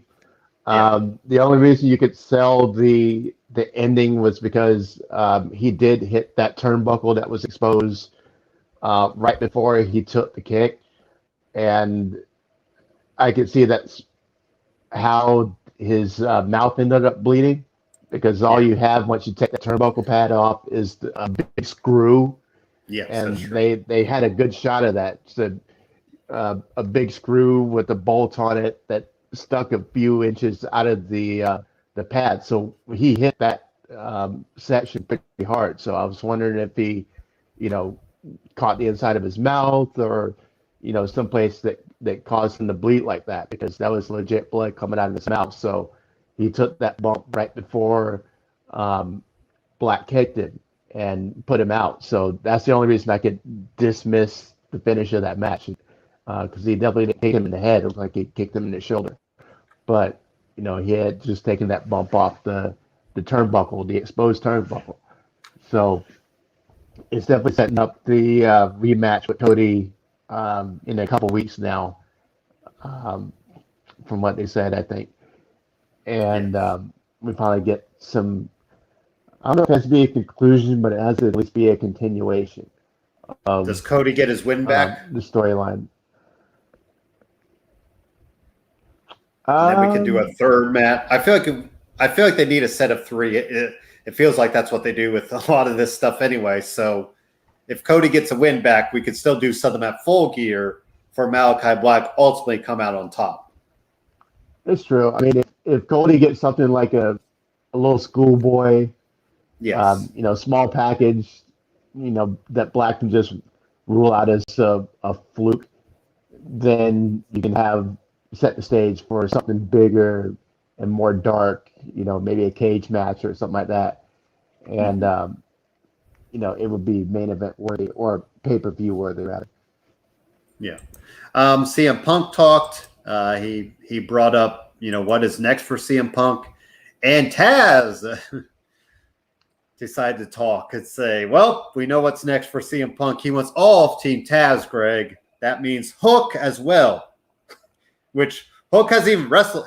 I don't think Hook has wrestled any matches in AEW. Like, I don't pay attention to Dark Evolution, but I feel like we would have heard about him. Yeah. I think the money match is it's obviously Starks and Punk. I don't know how intrigued I am with Punk and Hobbs. So the fact that Punk is going after Team Taz, it makes sense when you consider what CM Punk wants to do. But is a crowd going to be behind it as well? So what do you think, Greg? This whole Team Taz stuff and CM Punk going after all the members of them. I'm fine with it. I think, while he's polling the audience to see, where he should go from here, that Taz wants that spotlight for his guys. So, he says Punk had been calling his team out when he hadn't spoke anything about him. But, this puts more spotlight on Starks and Hook and the rest of his team. And it puts Punk, I think he wants to take it slow and just not take the rocket ship to the top, which he could if he really wanted to. But, this goes with his mission statement to work with, the younger guys in the locker room to help raise them up. And, that's true. See if he can go with, the young go-hards. And, Team Taz, early 30s or less. We look at guys like Ricky Starks who's still in his 20s. So, this is a moment for him to just kind of hang out on the mid card and give his star power to guys on that level and help make them into bigger stars because they're going to get some more shine just by being in the ring with him. So I get the point in doing that and not having him fight the elite or fight guys who are, at the top and just going with the mid-card guys because he's going to help raise them to those higher levels too. And, of course, this built into Will Hobbs defeated Dante Martin. I tell you what, Greg, Dante Martin is the guy that we keep bringing up, 2 or 3 years? He's going to be one of their top guys, top flight. So, nothing. I don't really have much to say on the match. I thought it was all to kind of show off Dante here and there, but it was more to give Will Hobbs the win. So, I do want to bring up, though, Greg, MJF, though.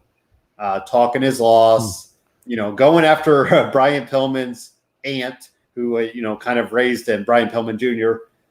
I thought was interesting where MJF told Wardlow to go back in the corner, though.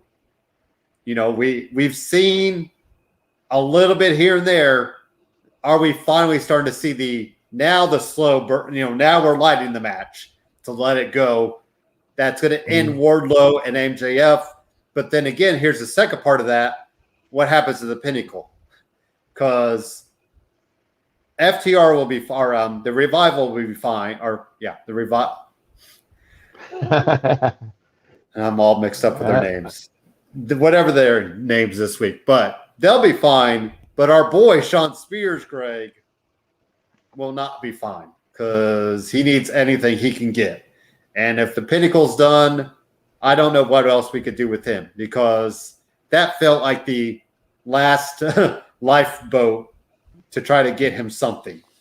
Now, granted, they'll probably still trying to push him in things, but something's not clicking for him at all. So, but the Wardlow MJF stuff is interesting because I think that's going to be where we're going to watch things go. If Wardlow maybe accidentally costs his MJF, then it's boom. It's starting to get, it's off and running.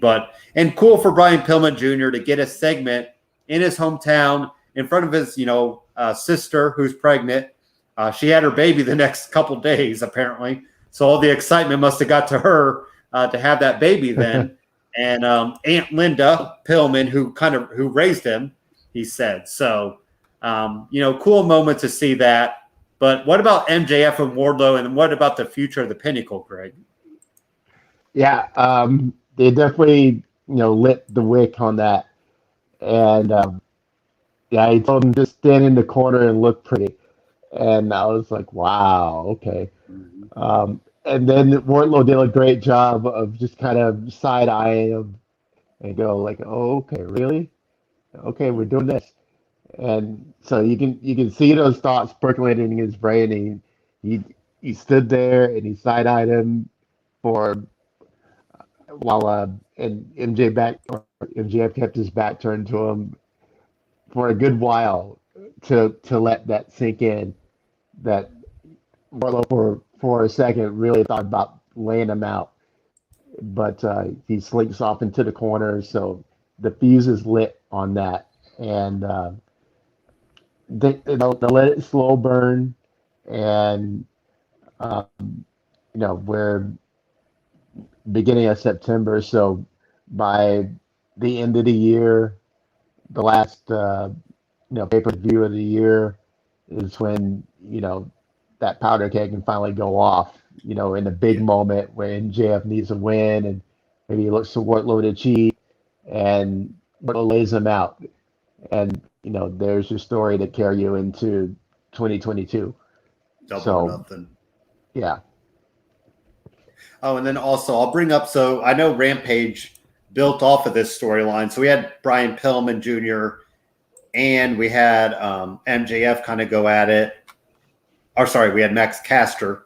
Brian Pillman getting a good win, there on Rampage. So good to see that as well. But also Griff Garrison got taken out, which brought Moxley to save, Brian Pillman. So maybe we'll see Brian Pillman and Moxley as a tag team for a little bit. Some people brought up, kind of like the Hollywood Blonde style type deal with Steve Austin and Brian Pillman Sr. So kind of cool to see there.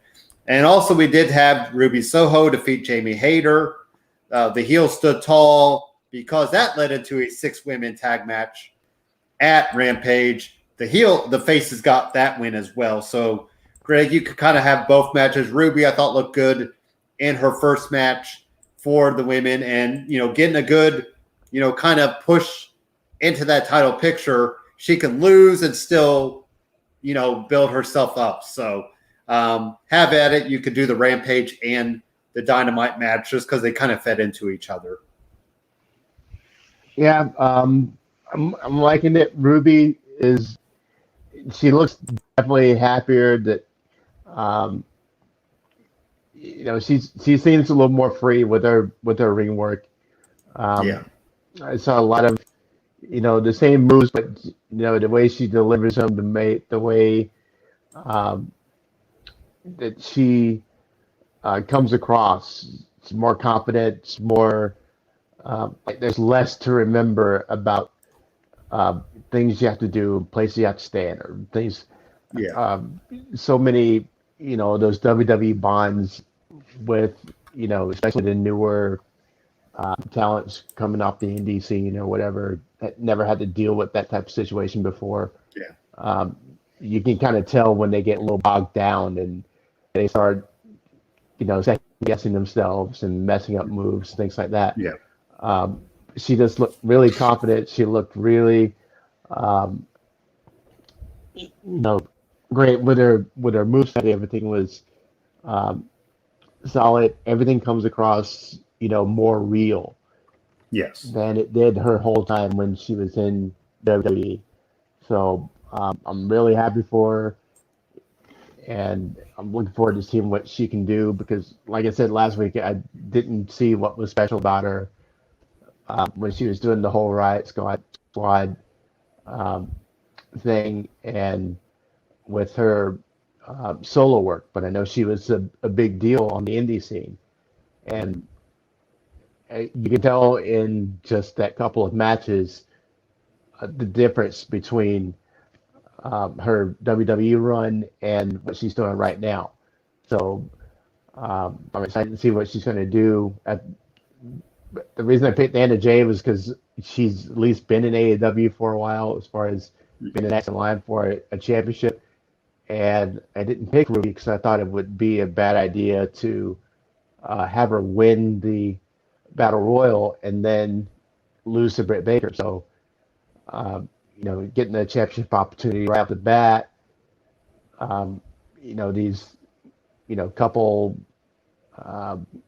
wins on the way in is, all well and good, but to lose your first big match may not be the best formula. So that's why I didn't exactly want her to win the Battle Royal. Does she win her first match then? Does she win the title right off the bat? Or would it be too soon? I guess it depends on when we get it. Like, I feel like you're going to get it sooner rather than later. Like the match, at least. Yeah, I definitely see the match happening at the next, big pay-per-view of Full Gear. Well, they have the big event in Arthur Ashe Stadium happening too, in Dynamite. So I wonder if they'll just pull it there.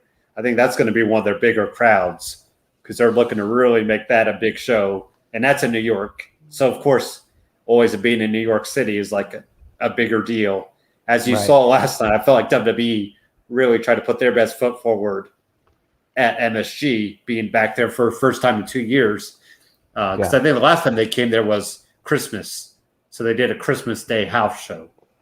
So we haven't seen, a live show there in a while. So, or, a little bit. But how about this, Greg? Our friend, Sean Spears, won the match for the Pinnacle against the Dark Order. The big story there is Anna Jay and Tay Conti try to come out to the ramp. I think Tay wants to go help the Dark Order. Anna Jay's like, nope, these boys are fighting it out. And yeah, does Anna Jay try to take the lead in the Dark Order? Or are we just going to splinter them up and wherever the chips may fall? Yeah, she can see that, this house is falling apart. It's on fire, and no amount of water is going to put it out. Mm-hmm. And instead of letting her run into the fire and try to put it out, she's like, nope, let it burn. And I think she and Ty and Anna are going to go off and do their own thing. And that's going to be their way of breaking away from the whole Dark Order business altogether. As for the Dark Order themselves, it's going to give a chance for, I know the guy's name is because everybody's always calling him Johnny Hungy, if that's his actual John name. Silver. John Silver, and I think Reynolds is his number one partner. So they're going to go out and be a babyface tag team. Uno and Grayson are going to stick to try to be, the heel team. And I think they keep like 5 and 10 with them, maybe as a, try to keep that aspect of the Dark Order, maybe. That's possible, yeah. And then when a new leader arises, that Bray? will fall in line with him. Right. Bray? What about Malachi? He needs a House of Black, right? That's true. I mean, it's a house with only one member in it right now. A house with one member is not a house. I can see that. Yeah, maybe he takes him under his wing and goes, okay, this is the way to embrace the darkness kind of thing. So, and actually go dark, like with Brody, go dark. Don't, play into the crowd and, whatever they were doing at the beginning of remember they all had all the thousands of minions or whatever that was. And they'd make the throne for Uno to sit on and all that dumb stuff. Like that was just too much. Bryan Danielson interrupted the Elite. I thought here the best part was Tony Schiavone's little run-in with Adam Cole saying, if you ever look my girls away, we're going to have work. I'm going to take care of that. And also, don't forget Bryan Danielson asking for a title shot. So does he get that title shot? Yeah, he will. And him losing is like, I feel like he could eat losses he could probably eat some losses at the beginning. Yeah, he absolutely can.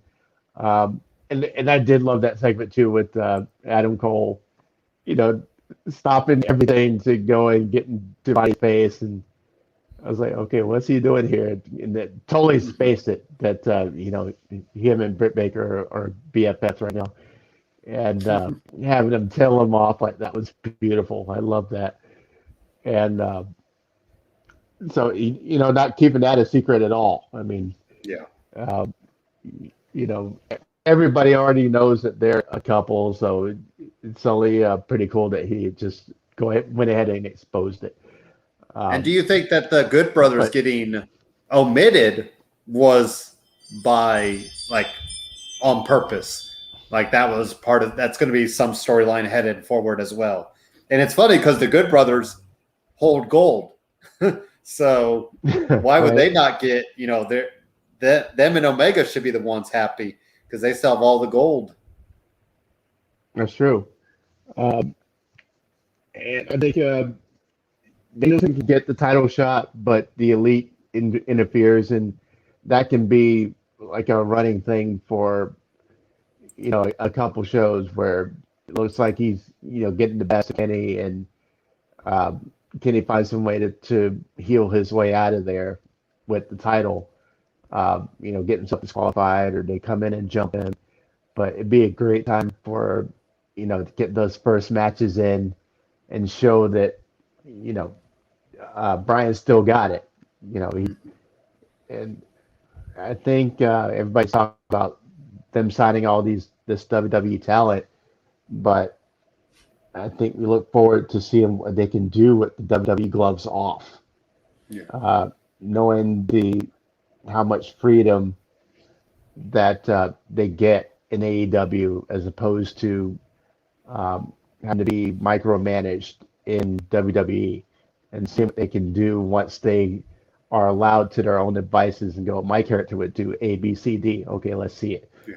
And having that type of creative license, and being able to, have the kind of matches that they envision in their head instead of, producers telling them, how to wrestle and what to say and how to say it. That, now this match with Brian and Kenny is a match that I don't care where it's going to happen. I'm going to be there to see it in real time because that's going to be a banger of a match. So, and why wouldn't you want to milk that for, a handful of shows until the title changes? And it's getting right for a title change at the top. AEW likes doing long-running championship reigns. Jericho held the title for a long time. Then it went to Moxley, who held the title for a long time. And now Kenny's had the belt for, I think, going on a year. Well, not a year, but not a year yet. But I think it's close. Is Hangman still the guy to beat him? Do you think? Yeah, Like, could Hangman make the save, and that gets Hangman right back in the good graces of? That storyline has been burning from the beginning almost. Remember, Hangman was in the first title match against Jericho, and his little odyssey to get to the championship has been, 2 years in running, and it's just crossed over through different characters. And Kenny's the last character that Rivers run through so far. And especially you play up their tag team title. They held the tag team titles when nobody thought, we did not think Hangman Adam Page and Kenny Omega would be holding tag team titles at any point. Talk about two guys that you just almost threw together to see what could happen. I think if Hangman could save Bryan from some beatdown at some point, that gets him right back in the good graces. I keep going to Full Gear because I feel like Full Gear would just make everything come, around to where it needs to be. So we'll kind of see and now Full Gear got moved back a week. It was going to be November 6th. Now it's Saturday, November 13th. So they have an extra week kind of play with it, if they need that time to do that. So we also haven't seen Hangman on TV for a while. So you kind of did the idol side out of mind kind of thing. I think didn't his woman just have a baby or something like that? Yeah, I think he went off for paternity leave, but I don't know when the baby came. I don't know when baby Paige is here. We haven't seen any congratulations yet. So they must have pretty private lives. Yeah, but that time away, absolutely hard growth under, and it adds to that surprise factor when he does come back. And we realize how much we missed him, and he's going to get propelled that much forward just off of the crowd reaction. That pop's going to be on a punkish level. Yeah. So that's going to put him right back where he needs to be, and finally get that match with Kenny. So I think he is going to be the guy that takes Kenny's championship.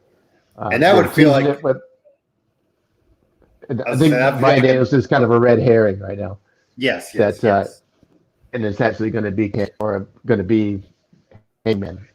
And could that change the narrative that only WWE guys get the title, or only established stars? Like Hangman Adam Page would feel like the real AEW original. Now Kenny Omega technically was, but Kenny Omega built his name New Japan and having 5-star matches there. Hangman's always kind of just been, plodding along. I think he was in ROH a little bit, but he feels like, to me, like, okay, this is an AEW original, like OG, even more so than Omega. Because we know Omega, he is a EVP as well, but Hangman would feel like the guy that, okay, now you really show me that you want to put guys like Sammy Guevara, guys like MJF, Wardlow, those real guys that you signed. Technically it's Joey Janela as well, but we saw talk about a guy that has he might as well be the coolest of water ever, because he was one of the first names they signed as well. Him and Britt Baker, but I don't know if Joey Janela will ever take off like they think he will, but that's a whole nother conversation. Finally, we had Moxley defeat Suzuki, which was a really interesting. I like the match with Moxley the night before that. The All Out match, that All Out with Shima or Hiroshi. What's his name? I can't remember his name. Anyways, I thought that match was much better than the Suzuki match. It still was about the same, but maybe it was the commercial break time. Maybe it's just the TV style that they only had 10 minutes or 15 minutes at the most to kind of play with. It felt like they had no time to really do what they wanted to do. So, it was still a good match, still a good homecoming, fight for Moxley. Suzuki was kicking out of stuff at 1, and Moxley was doing his thing. So, not a bad match, but I thought the double or nothing or All Out match for Moxley was much better. Really got to breathe and tell the story. So, what do you think, Greg, about both matches, if you'd like?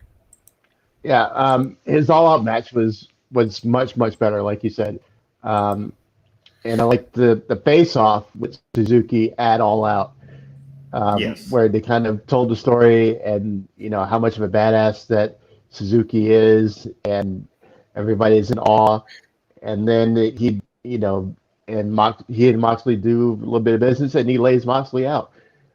So I was interested in seeing how this real match would turn out. I didn't love it. I thought it was a little weird, a little clunky. A lot of time spent there punching each other and seeing how long they could stand before they went down. For as violent as they build this guy to be, it wasn't that violent of a match. Yeah. So I would have wanted to see more on the violence end if you're going to build this guy that way. But for what it was the last 50 minutes of TV, and it was decent, but I didn't love it. But I think the fact that he just wrestled that type of style too. Did you need to push this so quickly?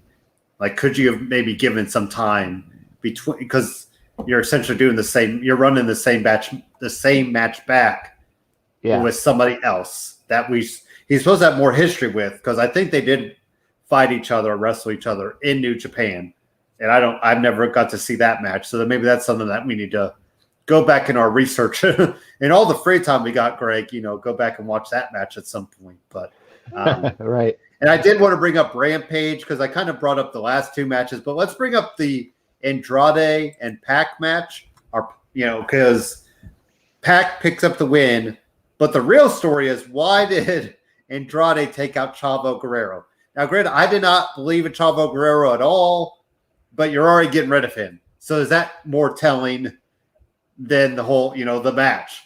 So the match was real solid. Pac just is Pac. It's too bad.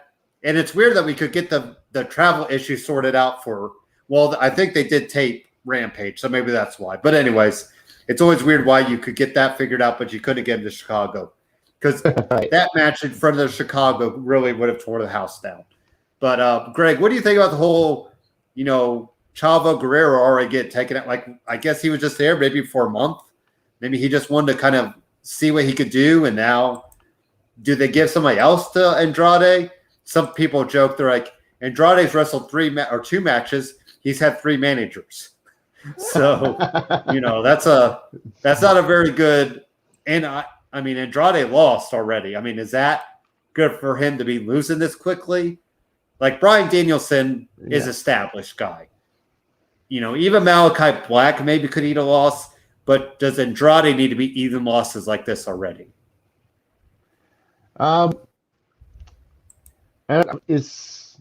Andrade's a little weird because he I'm not digging his presentation quite yet. I get the idea. He's kind of a Lothario kind of character, and I think he's too cool for school and everything. And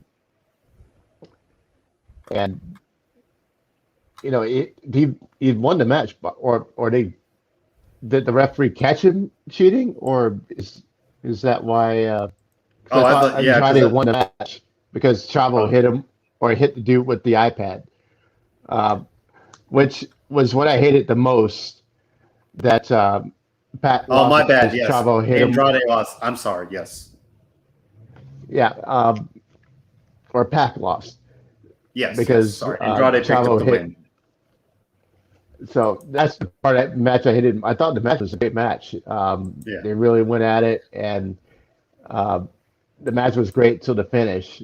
And while the referee wasn't looking, Chavo snuck into the ring, hit Pac over the head with an iPad, and slipped out. And Andrade got the pin, which I hated because I think we could really knock out Pac with an iPad. Come on, man. Yeah. just brass knuckles or a billy club or something, anything but an iPad. Yeah. So that kind of messed with it for me as far as my overall rating of the match, even though it was a great match. So my only logic behind it is that Andrade took him out for helping him win when he went to win the match on his own. Maybe, but he's never presented himself as being that honorable. That's true. But is Chavo out of AW already, do you think? Or maybe he just goes back behind the scenes. I can see him going and being a producer or something like that. Yeah, like an agent. Yeah, I've heard something about Ric Flair coming over and maybe having some part to do with Andrade, being that he's, being close to being a son-in-law. He might as well be. Well, yeah. I can see that. Whenever they finally get married, because I know they're engaged, Charlotte and Andrade. Manny, as she always says. Yeah. All right, well, let's take one more final break, and then we'll just jump into SmackDown. It almost felt like a house show, but it was a pretty big house show last night, especially when we had that 10-man tag. Those are always big house show feel, when you throw everybody in the ring at once. So let's do some Rogue Energy, and then we'll get into what happened last night on SmackDown.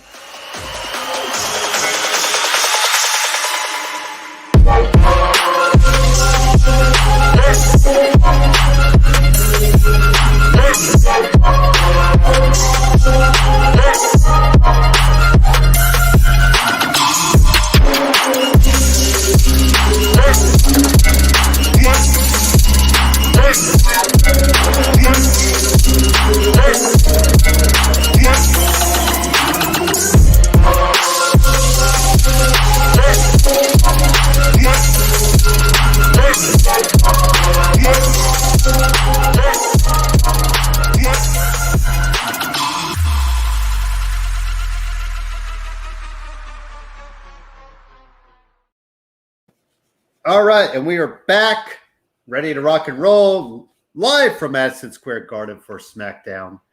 We had Brock Lesnar out there we had Roman Reigns out there with the Usos. Brock Lesnar comes in there and causes all the chaos that he does. I want to get into the 10-man tag, though, match because, Greg, if you would have told me there'd be somebody showing up on TV that's a famous basketball player in Madison Square Garden, I would have said Reggie Miller because I'm a diehard Pacer fan. But we got Trae Young, who is so, and it's so weird because you look at Trae Young, like LeBron switched to the Heat, he got the NWO vibe from him. Trae Young to me seems like a likable guy. Everybody, he's a young and up and coming guy. I mean, it doesn't help that Luka and him are always going to be linked together. Luka Doncic. And, Luka's probably a step above him. But anyway, so they did play it up, though, because I believe Trae Young got ejected from MSG during their playoff series. So they played that part up. And the faces pick up the win, of course, Greg, because who else would have picked up the win in this big, gigantic match? And then Big E saying, I'm just going to go whoever has what I need. And I still think Big E ends up on Raw. So any thoughts on the match, though, Greg, for you and the Trae Young involvement?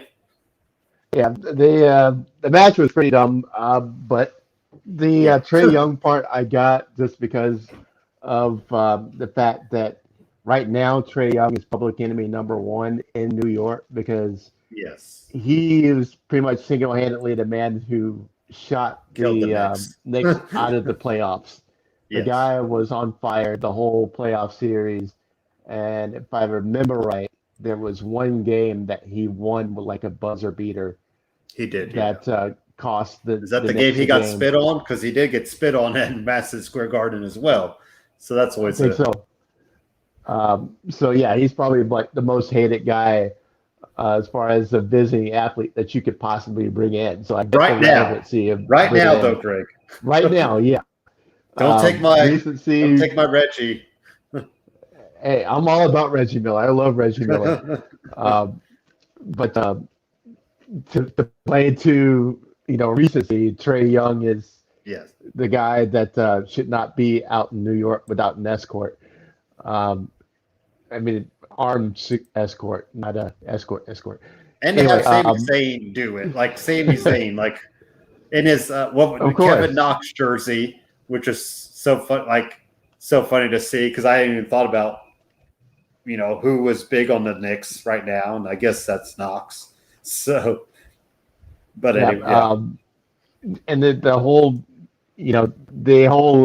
point of the match was to get Trae Young ejected out of Madison Square Garden, so get the pop from the fans. Yeah. So I get the whole idea behind that. They're all done, so if you're gonna do it, that's the way to do it. Big E at the end, I like that promo that he cut. He put a more serious tone in his voice, and kind of put the champs on notice. If you got a belt, I'm coming for your neck. And I like the way he delivered that. He didn't seem like New Day Big E for a second. He seemed like serious contender Big E.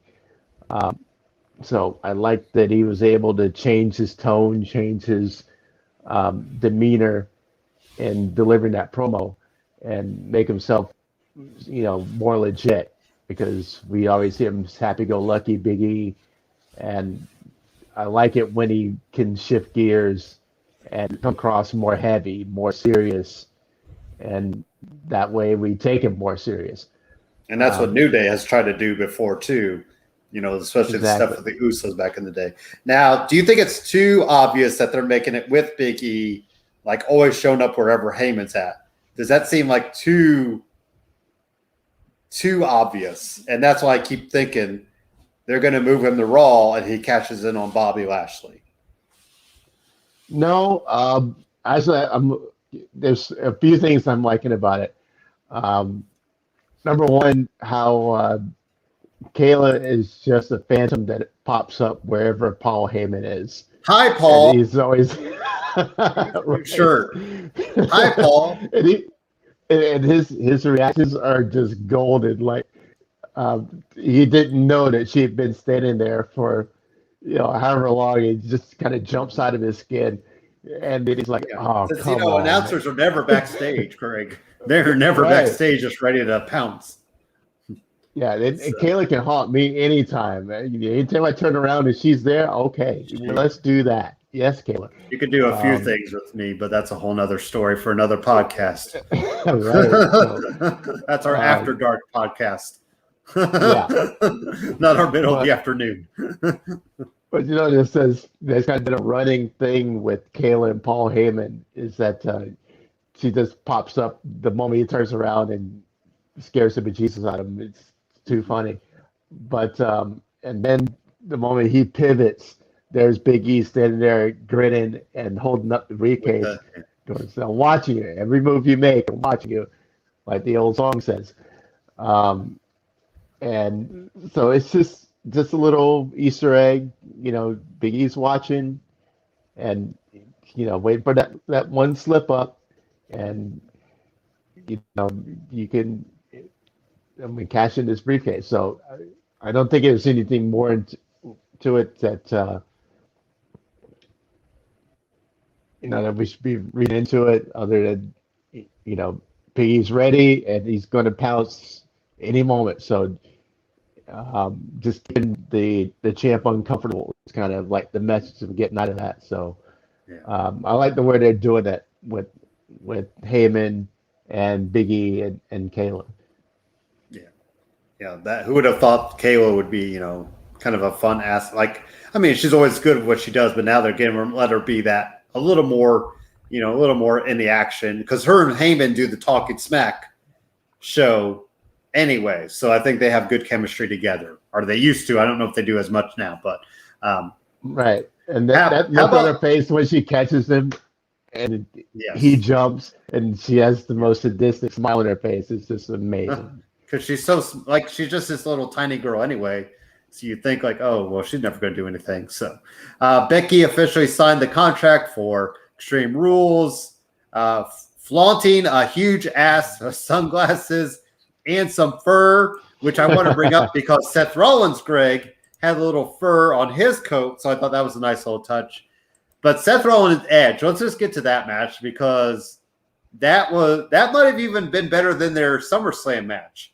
I loved Seth hitting the Glam Slam twice because I don't remember if they called it on the announced team, but Beth was there.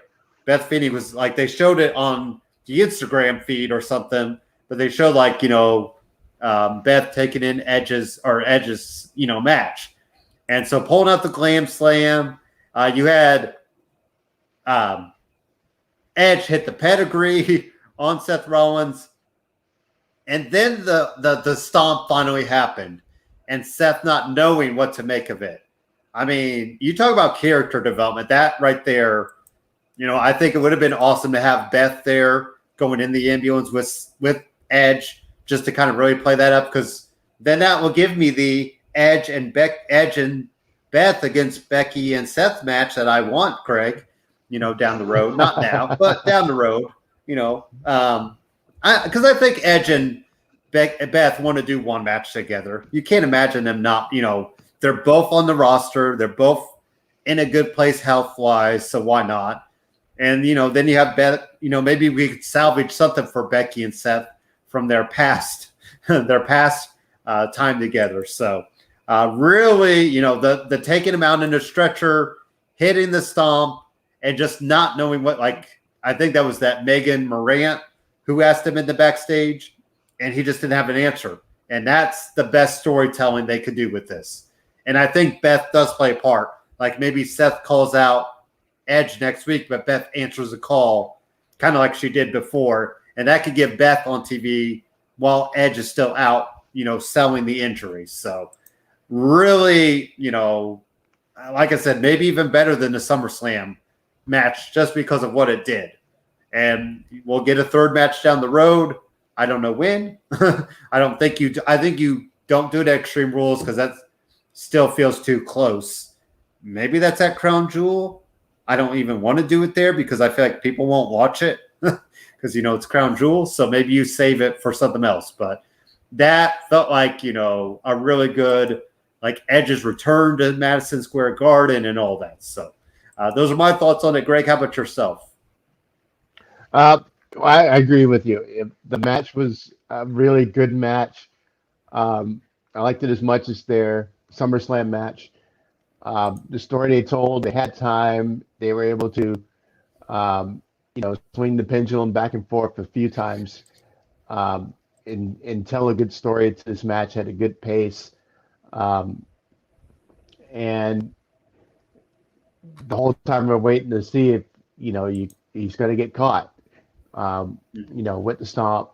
And I think based off the first match, we just figured that, he's going to outwit him again. And this time Seth gets him. And, they call out the ambulance, send him off. And, when he catches him and asks him backstage or catches Seth backstage and asks him, I just feel about what he just did. And he's like, oh, no, it flashback to cult leaders after taking out Mysterio's eye and have him going into this little almost catatonic state before he became a lunatic. So that's kind of what I thought of, but maybe a similar thing here, just coming out on a different end. Next week is going to come out and he's going to be more squirrely, more creepy, more maybe a little more violent Seth.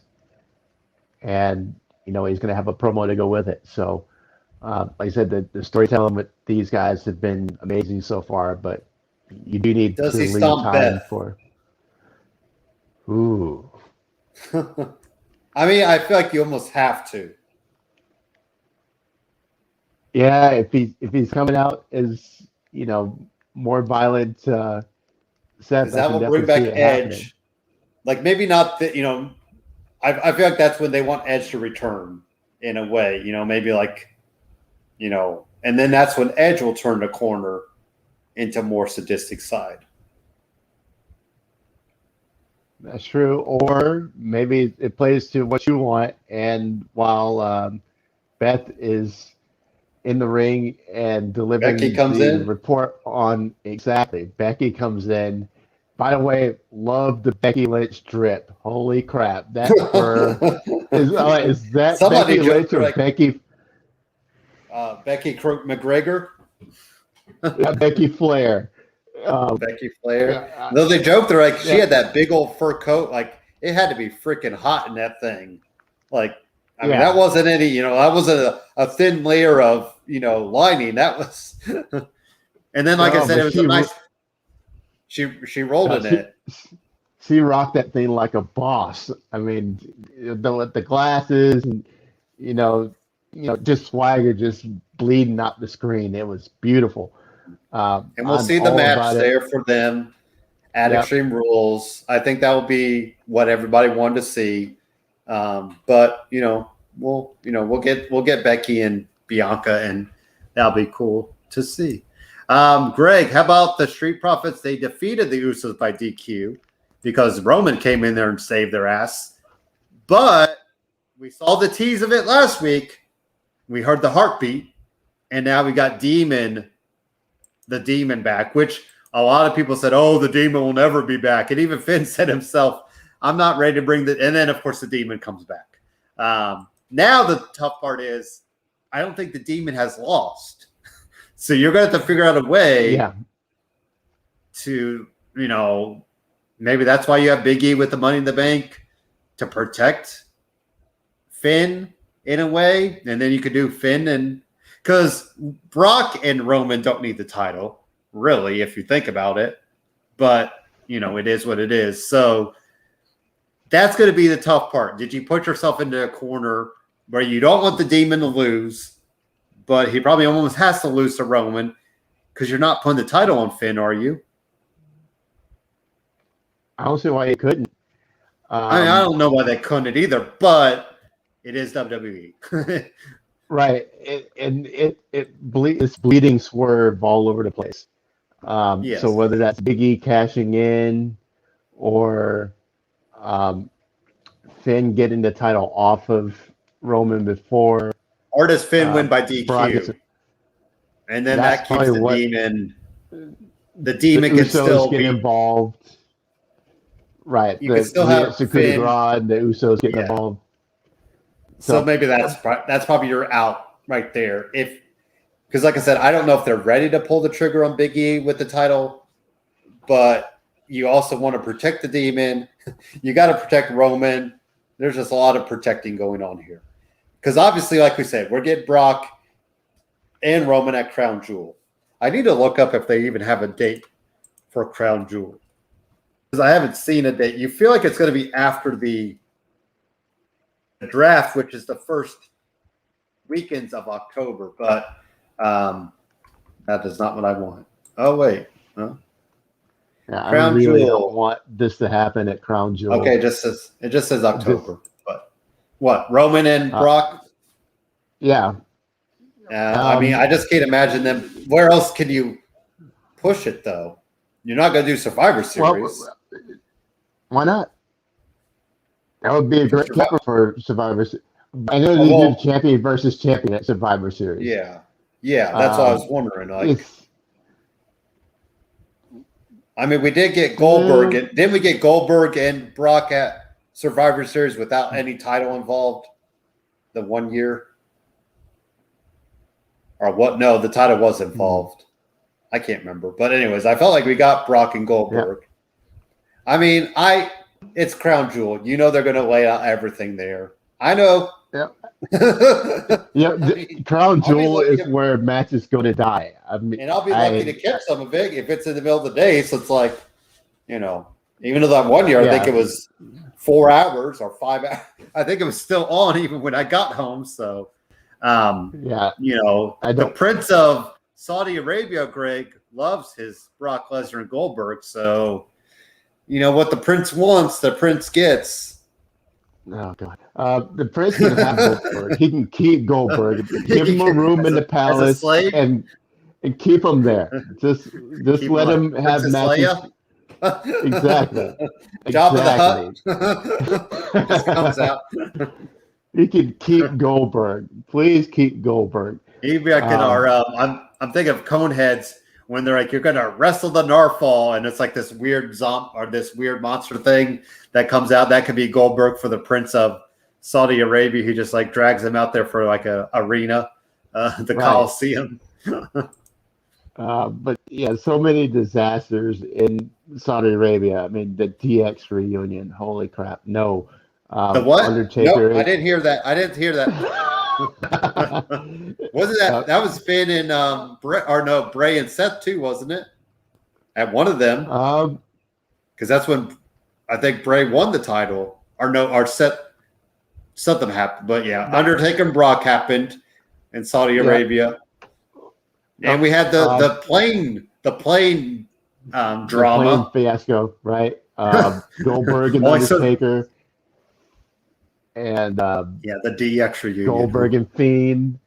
So just bad things happen in Saudi Arabia. I don't want this storyline to happen in Undertaker beat AJ. Don't forget that for the trophy. Undertaker beating one pile driver, one tombstone. It was over.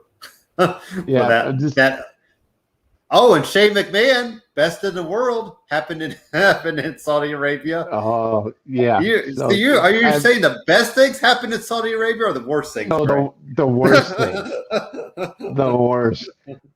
And usually it involved Goldberg, but I think that's very telling. I don't want to have to carry a storyline through Saudi Arabia and then try to continue it in the States. I mean, the first Brock and Roman match needs to happen in the States, not in Saudi Arabia. It's just too much work to have to rehash what happened. Because like you said, that match is going to happen when most of the audience is at work or at school. It's going to happen in the middle of the day, and we're not going to be able to watch it live. And even when we get home, it might still be playing. So I just don't know when they're going to swing it, because do you put that on? You don't put it on a SmackDown unless Fox is. Now that could be Fox saying, no, we want this on SmackDown, and you give that away on TV, because it can't happen to Extreme Rules. It's too soon, obviously. Yeah, but there's no reason that you can't carry out the Brock Roman storyline through the end of the year. You know, we're almost in October. We're talking about 3 months, and Brock and Roman have limited physicality. So just promo wise, and maybe a couple of sneak attacks here or there, you could run this storyline easy through the end of the year, and have it happen in December, or have it happen in January for a road to WrestleMania. Royal Rumble.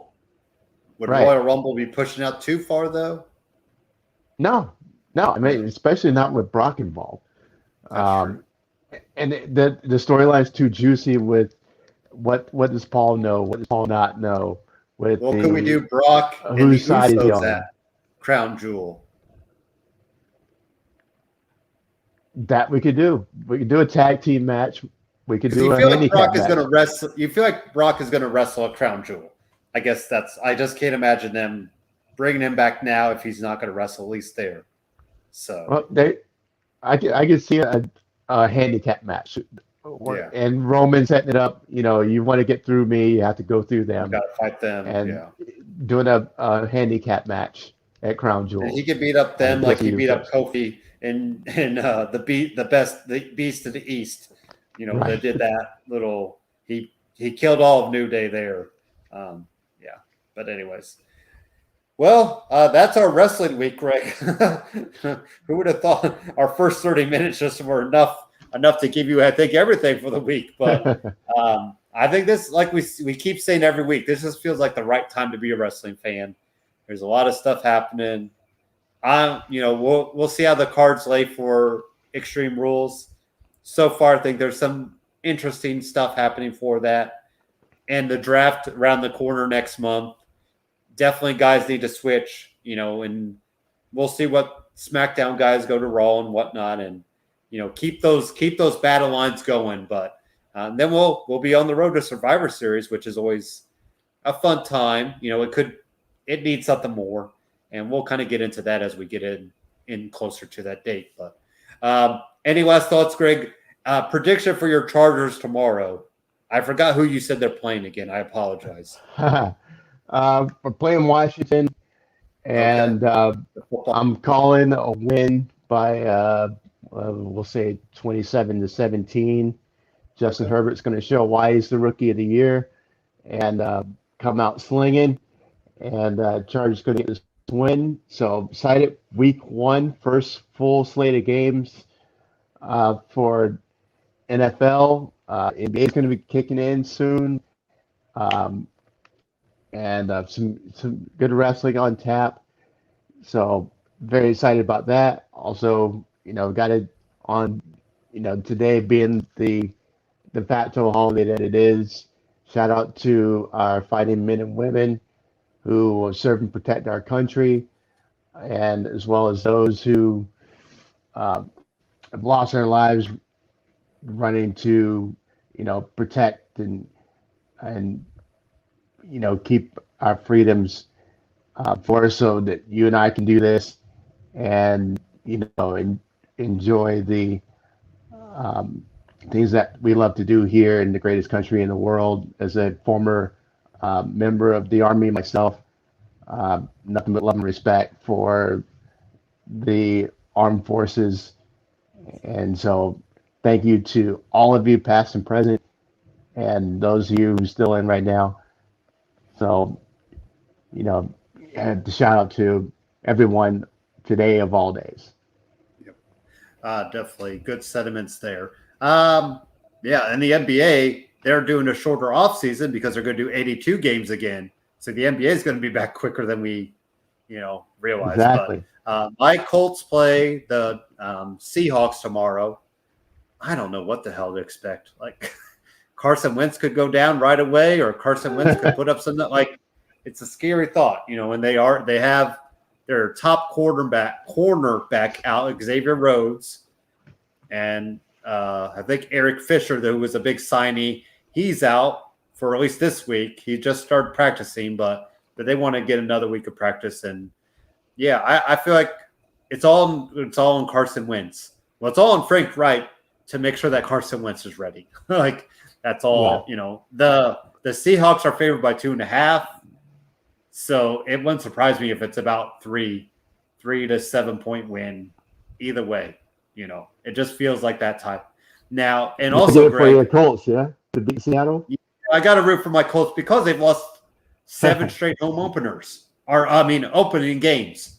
Sorry, not home openers. Opening games. They have not won an opening game since 2013. Oh, wow. Yeah, it's the 6th longest streak, I think, in NFL history or something like that. Not the streak you want to be part of. No. So I think the top is 13 games. Somebody lost 13 straight opening games. So I forget who that was, but yeah. So I'll call my Colts to win by 3. So all the bettors will be happy if you're into that type of thing. So thank you for watching. As always, keep the love going. And if you want to be involved with the show, get in touch with me at Stephen A 1181 or Superkickin page. Hopefully we get that back going because it's not showing up right here on the page. So we'll have to get Facebook to like us again. So thank you for watching. Enjoy your day and have a good 9/11 today. Just always remember all the lives that were lost. It's hard to forget that the Pentagon got hit that day. And then there was the people that the people that took down the plane. Like, luckily that plane that went down in Pennsylvania, because who knows where that could have been headed, if those people don't step up. So I know New York City gets all the attention because of all the Twin Towers and all that. Like, it's still kind of weird to watch old TV shows and see the Twin Towers in the back scene, because you're like, oh yeah, those are, because now I think it's a beacon of hope or something like that they have there now. I don't know. I forget what they have, some memorial type. So thanks for watching. Enjoy the weekend and have a good rest of your week.